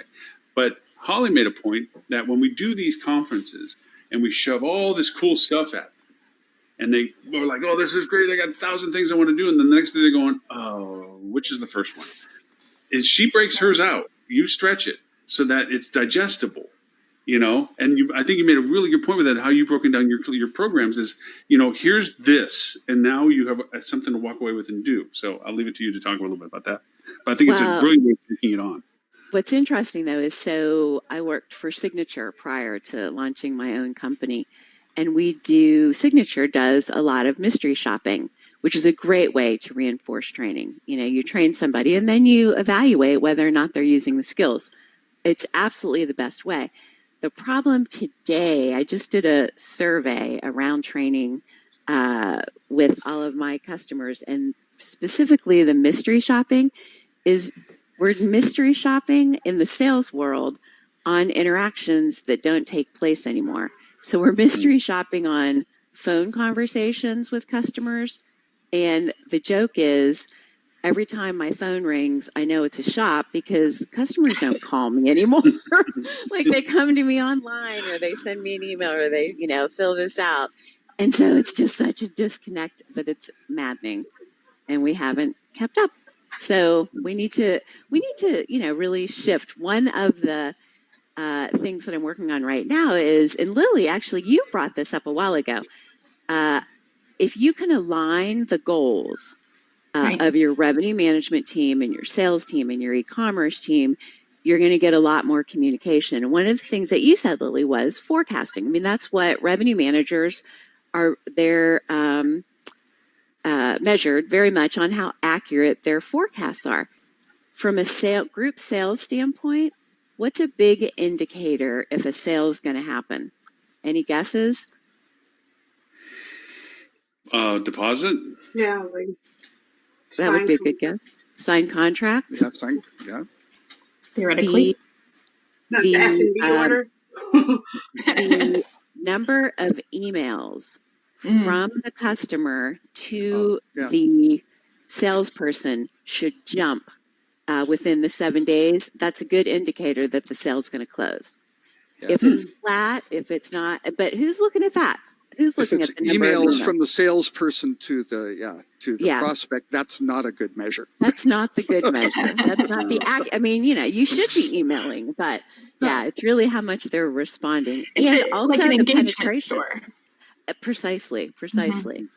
And Yeah. also throughout the organization, how many different people are you emailing with? If you're just emailing with one, that's probably less likely that the sale is going to close. If you have a couple, it's Mhm. more. So it's, measurement, but are we measuring the right things? Yeah. Very good point. And I think too, like you can make data say whatever you want it to. So I think also doing a gut check and saying, am I approaching this data in an unbiased way? Am I looking at the right data? One of the first things that we do with our clients from a revenue management perspective is look at their star report, because they're like, well, our star is terrible or our star is really good or whatever. And we look at who they're using as competitors, and I'm like, well, you're padding your results, or this is an aspirational set, let's be realistic. And they're like, well, I can't change it because of ownership. That's fine. Run a second one. Because Right. if you're making Right. decisions based on your occupancy and ADR index mix on this set, your guests are not choosing between you and this set of hotels. So you're making adjustments to a set of hotels and customers that's not even looking at you. You're going to have weird, disjointed results from what strategies you're setting. And to answer one of your earlier questions, Kat, about how marketing and revenue management can work together, oftentimes when I walk into a client, and to Lily's point, I can take marketing information as to who you're competing with in market and validate the argument that Lily just made, saying, look, this was built so your ownership felt good about themselves, that you're looking at your investors going, look, we're crushing our set. Yeah, your set's, not even you're not even the right tier categories for what you're talking about. This is to make you look at how much we have in voice.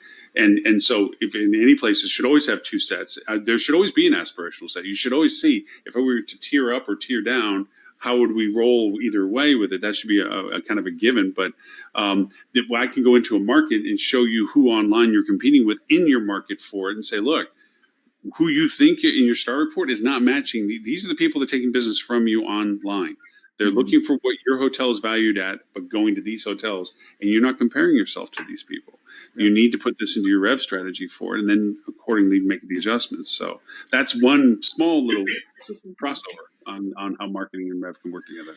And all of So, this Lily, really I ties would be into- curious to hear, Oh, go ahead. have you had people say, No, have it's you okay. had anybody say, I didn't know I could have more than one comp set? Occasionally, we don't hear it quite as often. More so it's, well, that's not an expense we're approved for, which by the way is about $600 a year, I think, when I last checked. So not very expensive at all. But I think that the other thing is people are like, well, there's no point because my owners won't care about it. Like, yes, but theoretically, if you're making decisions on the right data, even if you have to be measured on this first set of inaccurate competitors, your results will still improve. I don't know what this comp set's going to do because they're working with a totally different target audience. But as long as you're improving your occupancy and you're improving your ADR, that should make you look better against any set. But you're never going to be able to do that if you set strategies based on hotels that you're not truly in competition with. So that's what we try to come back to them with. But it is oftentimes, kind of a more of a what's the point conversation than a lack of knowledge, because they feel that it's not worth it if their ownership isn't going to look at that set, and they kind of overlook the fact that it's going to have an impact on the overall view. Yeah, and the importance is strategy. I right? brought that up from you can go ahead, Robert. No, go ahead. Keep competing. Go. I was just gonna say, with STR, they offer a certification hotel industry analytics program, the CHIA. AHOA offers that to our members at a very steeply discounted rate. But in that class, each time, it's amazing to hear how many people are like, "Oh, I didn't know I could do that." And these are the owners, so Right. Yeah. that's why I was curious. You heard it. Yeah, I will say that it may be owners more often who aren't aware of it. To be fair, our subset of clients, we do deal with a lot more management companies than ownership direct. And when we do deal with ownership direct, it's usually the major REITs. But it's the I think it is the individual owners that are more likely. I recall when I used to work for corporate Best Western in their revenue management department, then those questions did come up much more often because you're typically working with operators who maybe have limited experience in the hotel industry that are getting into it maybe for the first time, or maybe they've only had a few and they haven't benefited maybe from the different training programs that are available as of yet. So I think that may come up a little bit more in subsets like that. Unfortunately, we struggle to bring some of those clients on due to our pricing. But I think it's one of those things where the investment's totally worth it. And I'm really glad that CHIA is available to them. I've taken it myself. And it's really, even I learned a few things that I didn't know, particularly in that last section about some of the reporting that's available from an ownership perspective. I think that's really valuable. So I think that that's a great thing for every hotel owner and operator to take. Every hotel owner should be certified in CHIA. When the data conference in Nashville first started up, they had that they did their academy. Yeah. This goes back, I don't know, 10 or 12 years ago. And I was speaking at the conference that year, and they said, well, you're speaking, you can join us for free to the academy. I'm like, oh, good. I pretty much know everything there is about Smith Travel Reporting. Yeah. First 5 minutes in, Chris blew me away. I'm like, I know nothing about Smith Reporting. Yeah. It is an amazing program, and it really is some good data for it. But some other things, going back to the marketing and revenue management crossover, is, marketing, we monitor AirDNA for Airbnb. Not all markets need this kind of monitoring, but we monitor that. We look at what goes in because that's your elasticity of demand, and then a lot of times revenue managers get dumbfounded that they're pushing what they think is compression in the market when in fact all of a sudden there's this huge leak in the balloon because all this inventory comes into market from Airbnb. And it dilutes your ability to leverage your rate strategies. And they don't look at those things, but there's a way to kill that impact on market, knowing when there's lead times. And things like AirDNA, where you can look at data and so forth. And from a marketing presence, when we can see traffic build on those things, we can come to revenue management and say, look, guys, we're in Airbnb's lead time window right now. And right now, because of the other factors of restriction reductions and so forth, they're getting market share. That we can see. So what do you want to do about that? And then revenue management now has as a tool to function as to what they want to battle that with if there's a need to do that in market for some things. But that's that, again, sharing the data that you're talking about with the proper resource for them to make an action on is that kind of stuff. And then they can go back and say, okay, well, this is what we want to do. And now we know where they're driving their traffic from, the demographics, the geographies, whatever. We can go fetch as marketers and say, great. We know that there seems to be a demand cycle from these feeder markets at this rate level for these time windows, and this is what revenue management is giving us as a spear to use against that at this lead time. And that's when the collaborations really start making magic, because then when you finally kill that lead window for Airbnb, they don't come back within the 3, 7, 5 day window stuff as much as other competitors in market. They come back on high lead times. So if you can stifle some of that demand pressure at the time that it's most critical, by collaborating that kind of data, you effectively turn into a very cohesive team at that point. You work together, making sure the data gets shared. So that's just another crossover point. So Hey, Lauren, I sent you and Lily a job description from a company, an e-commerce job description that I felt like was really interesting in terms of I felt like they married the e-commerce and revenue management role into one. Into the e-commerce. Planned a lot of stuff. Actually, I thought they leaned really heavy on the marketing side, and you asked questions about what was missing from the revenue side, and I thought there was a really gap point on data crossover. I don't think they leaned on functioning marketing programs, but not on functional data interpretation as much. The job was for e-commerce. I mean, that was the role. Yeah, but the data they were just talking about they were talking about running stuff, but they weren't really talking about the analytics of it. They were like the implementation, but not the interpretation. I thought was weak. I thought they were just soft on the interpretation side. I was surprised that it was so convergent. Yeah. Oh, I feel like they kind of didn't leave anything out on the revenue management side that's key, other than if you want to get really tactical day-to-day reporting and things like that. But I would say that most e-commerce descriptions that I've seen do go a little bit more heavily on the marketing side because it's supposed to be the online presence of the Right. hotel, specifically on online channels, not necessarily running the weekly revenue strategy meeting or some That's different what things that surprised they me. included in there. Now, theoretically, could that person do all of the above? Sure, effectively with an analyst, because that's a lot to cover. But I think it just shows where, I've talked about this a little bit in the past, where revenue management is going is that maybe we're not going to have separate revenue and marketing departments and sales departments. Maybe we're going to have a chief strategist and a chief analyst, and they're going to oversee all three areas. You may have separate sales managers. You may have a creative on the marketing side who's actually building out your design work, but that's not the same thing as marketing analytics. And typically, very design focused people aren't great with analytics, and vice versa. Try and get an analytical person to design a brochure, and you'll get a very interesting and probably Table charts. basic results. So I think that it's really that we get so stuck as an industry on specific titles. And one of the things that we've done to try and break the mold, even just internally in our little company where we're focused on revenue management, is we do strengths-based hiring. And I have made up all sorts of job titles within my company based on people's individual strengths. So if they're really great with systems and training, now they're the brand systems manager. If they're really great with marketing and working with partner companies, now I've got a senior communications director, and communication could be anything, so we try to make the title something that helps people understand what it is that this person does as much as we can, because that's really what a title is supposed to be, is a basic understanding of what that person does. But we do all sorts of things like PI assessment, strengths finder, and just measuring their performance over time and where they excel. And we will create jobs around people's strengths.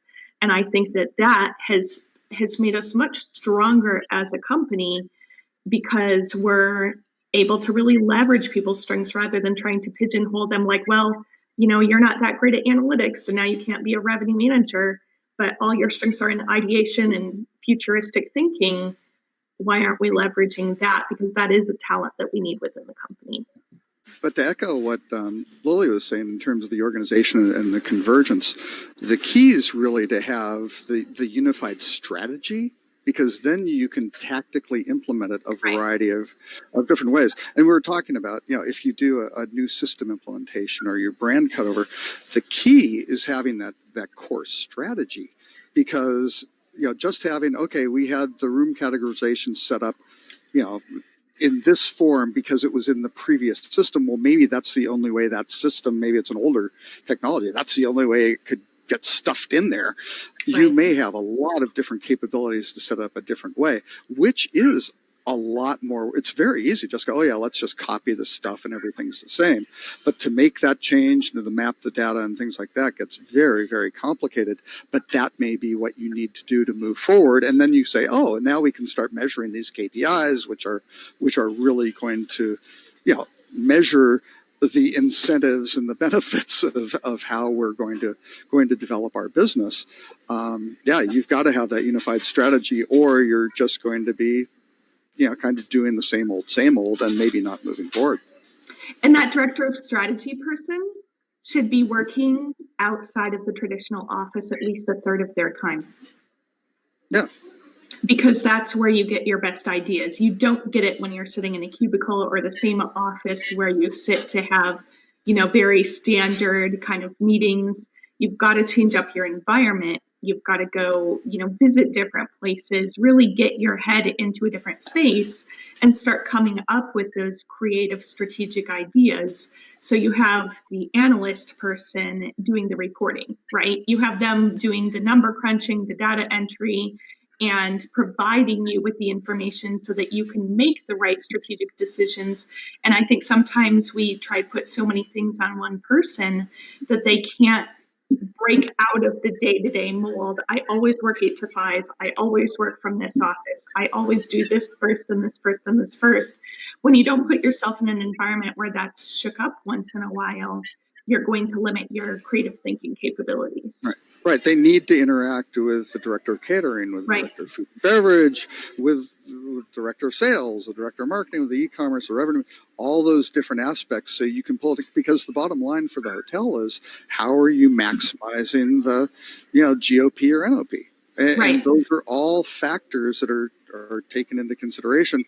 And if you can do that, all of a sudden you can start streamlining it looks like the catering director who's really fighting to meet their bonus, who's trying to take down the meeting space to go do whatever and fill it with weddings or social events or whatever at the end of the year, who's now fighting in competition with the sales director who's trying to book these guest rooms to get and needs that meeting space to get them. And we've got the F&B guy who wants to do the big gingerbread house and a bunch of who knows what, an extension of the restaurant to meet their goals.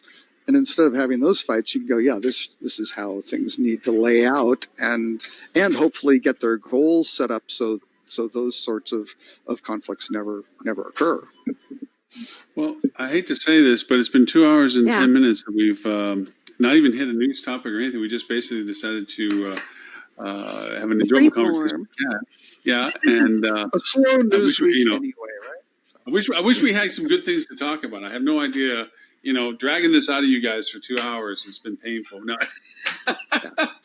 And it's been a pure joy. And obviously, there's even more topics that we need to bring this back to. I mean, this convergence obviously is a forever topic that we need to keep making sure we keep front in line and all of this on. And Kat, I can't begin to thank you enough for jumping on and actually doing some of the extra stuff. We did the LinkedIn Live precursor, which I had done by myself. Cool. The first time for the week before. It was fun to be able to do it with somebody this week. Having you as a guest host. I'm going to be doing a podcast recap after this. And then I got to do the Instagram TV, which I can only right now because of the followership that I didn't put on my personal one, because there is a Lauren Gray that Robert will point out to you is very popular on Instagram. She has 3 million people or something on it. Not just I think she's like a female bodybuilder.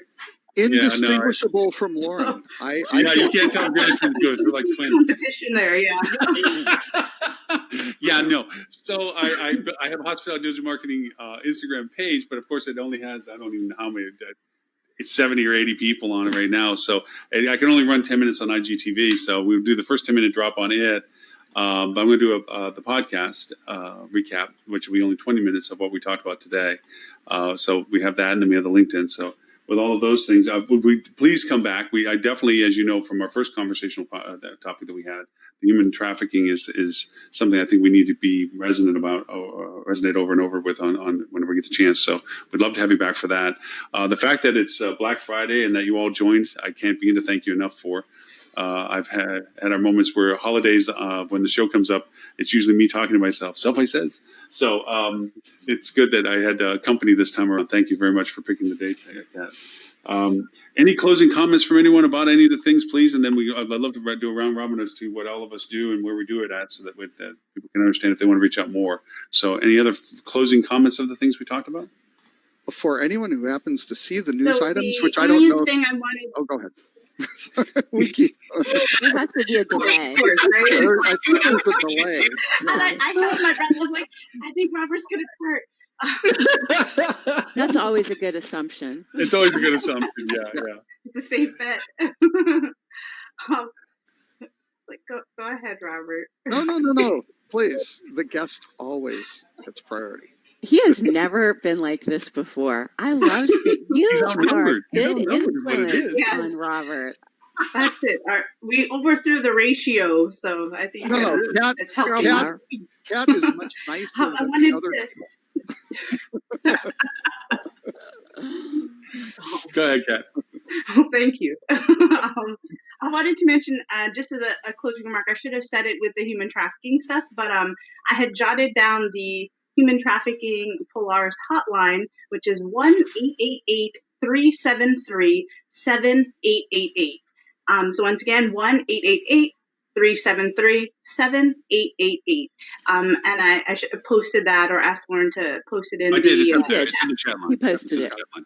Wonderful. Thank you. Yes. And I mean, that's a all access 24/7 number. If you have any suspicions, call that number.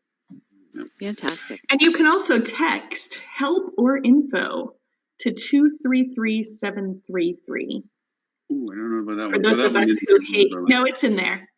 Is I'm it in reading there? it right off your chat. Oh, right off from my other posting. Yeah, thank I you. don't Yeah, have it memorized yet. Be But free. for those of us, there it is. if you can't make a phone call, for example, if you suspect that something's happening, but that person is right in front of you, or something along those lines, you can't be audible, or you're just a millennial and so you hate picking up the phone, you can text help or info to 233733. Well, look what happened in the news just recently, though. The girl that ordered pizza. Right. Right. See that? I thought that was brilliant. I didn't realize that was a thing for it, and that the 911 person finally caught on that this was what she was trying to attempt to communicate, that there was an issue she couldn't be open about, and that was her way of reaching out, making the call. So there is a method. There is a method. But anyways, Lily, since you're playing Tim Peter, but you're not Tim Peter, for people who want to know more about you and what it is that you do, where is it they can find you? TimPeter.com. Peter on social media. So my name is Lily Mockman. I'm the CEO of Total Customized Revenue Management, better known as TCRM, and also the partner at ThinkUp Enterprises. And you can find me at tcrmservices.com or thinkupenterprises.com soon. That website will be launching in a couple weeks now. And we do all things revenue management, both day-to-day revenue for hire, as well as on the ThinkUp side, we do a variety of consulting services. Awesome. Ms. Holly Zoba. Holly at influencer-sales.com. I do all things really digital sales, sort of the marrying of digital with traditional selling. Mr. Robert Cole, sir. One caveat before, if Lauren, you are posting the list of news items that we didn't get to, which if you do, I sometimes lace in items which I don't necessarily agree with, and I think they may be full of crap. There are two of them in there, so maybe Which I should ones? highlight them. The Expedia Group No Moat and Declining Margins from Seeking Alpha. You get a lot of people on Seeking Alpha who provide some armchair quarterbacking in terms of the investment. Someone who does not understand the travel space, elaborating on their position on Expedia, which I think was highly flawed. It was a sell position according to them. Yes. Yeah, another one, which I'm not saying that you should buy or sell, but their basis for the recommendations was quite far off. So. Yeah, sometimes, well, I don't know. Sometimes you can maybe make a correct recommendation without having the right underlying assessment. And the other one was the value add transparency key to making amenity fees work. Not good. It's resort fees are drip pricing, folks. It's not. I was surprised no to see you consumer put benefit. that one there. Well, no, because it's full of crap and indefensible. But besides that, but anyway, you can find me at Robert K. Cole on social media or rockcheetah.com. And Kat, as our guest host, which you're more than welcome to come back at any time you would like and displace the balance of power anytime you wish. Yes, I can do that. You have an open invitation. Join us at will, and just let us know the opportunity. We'll always, we'd love to have you back. And of course, we want to schedule a time back for you to continue the conversation as we go forward, especially with the human trafficking. It'd be great, especially sometime maybe in January, given the month that it is. So it'd be great to have you back right after the holidays, kind of thing. Before I depart from you all, I wanted to just make a little correction. So Kat is my nickname, which is actually short for Katija. I say it totally wrong. All right, how many times have I said people's names wrong? I say them wrong all the time. I figured Words in general. Words in general. I say Katya. I just like Kat. Katya. It's okay. The J is silent in many languages, so it throws people off. Say it right again. Say it right again. What is it supposed to be?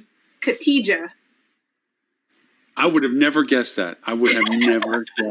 You're trying too hard, Lauren. I have said this. You've let me say this for how many years now? Well, you always go back to Kat, so I was like, all right. Yeah, I thought it was Kat. It works, right? But Okay. Who did I? Robert, what was the last name I butchered? What was it? Today, I it's would wait, soluble. it's I'm pretty much good at easier. Let's think back to one that you haven't butchered. No, I can't even. Oh wait, your own name. Your own name. You Laurenisms. get at least half. Yeah, you got Lauren. Yeah, this is half the Lorraine time. Gray. Yeah, no. Yeah, I've butchered. Oh gosh, I don't know They're how many called names. Ed got me. Laurenisms. Yeah, pretty much they are. But yeah, I apologize for have ever always been literally for I don't know what has it been 2 years? Well, I yeah, think they've known each other, but you usually just say cat. yeah, well, It's okay. It's more so for the viewers. Just please say her name right. Don't listen to me. make sure to Lauren, tune in and listen. Lauren can only be caught through getting hit by lightning. And if you do that, then he will. And single syllable words. Do not go through syllable on me. I will blow it every time. Yeah. So, Kat, where is it they can find you and what do you do and all that good stuff? I'm going to stick with the one I know. It's okay. So I'm a director of education for AHOA, AHOA, but I do quite a bit of professional development training and other things outside of AHOA. The easiest way to reach me where your emails will not get lost in the mix of life would be at kat.m.speaks@gmail.com. Nice and easy. So I can triage all of you very easily to the top. Good stuff. Now, from an AHOA perspective, your big conference is coming up in April? It is. Oh, shameless plug time? Yes. On April 13th to 17th in Orlando is the AHOA conference where actually we will have a CHIA certification program available, offering that human trafficking awareness training there as well. And we are working on another certificate program on day one, but we are chock full of education, great trade show opportunities. If you're in the hospitality industry, it is definitely a great, fun conference to attend. There's a lot of networking opportunities, and we'll be in lovely Orlando. I think we're close to SeaWorld and all the good stuff. So there's more to do than just become educated and make connections. Perfect. Well, for this episode and all previous 224, you can go to, at least for now, because we're going to be changing it to his own home soon, hospitalitydigitalmarketing.com/live. Look for show number 225. There you'll see Robert's link to his list, the replay of this show, in case you didn't see in its entirety or segments you want to go back to with the time list as to dates, times that we started talking about topics. You'll be able to go into it for that. As always, we will now forward going having a podcast as a short recap of our content for those who don't have the 2 hours and 21 minutes of conversation time to listen to.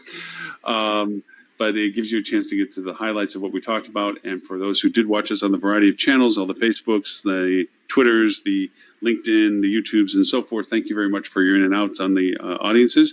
And to Darian for reaching out to me directly on LinkedIn. And till next Friday, show number 226. That's not our show that we're going to be having another all-women show. That's on the 13th. That's the week after. I think. Yeah. Yeah. Maybe next week we'll be on our new platform, which gives us 10 talking heads. And like I said, Kat, if you find time that you want to join us or jump in, by all means, you'll be welcome. We'll have plenty of extra little square spaces to go on talking heads. And we'll just mute Robert and myself so you guys get a chance to talk and we'll just smile and wave. But until next week, thank you all very much for participating. Hope you had a wonderful Thanksgiving. For those in countries that will see this rebroadcasted, we do rebroadcasting in the Asia Pacific region, 11:30 Sydney time, and in London, 11:30 London time on Wednesdays. But Happy Remembrance Day for all those countries that are participating in that for this weekend. Australia, no, in particular, Canada, and so forth. So for that, thank you all very much for your time today, and we will see you all next week. Bye.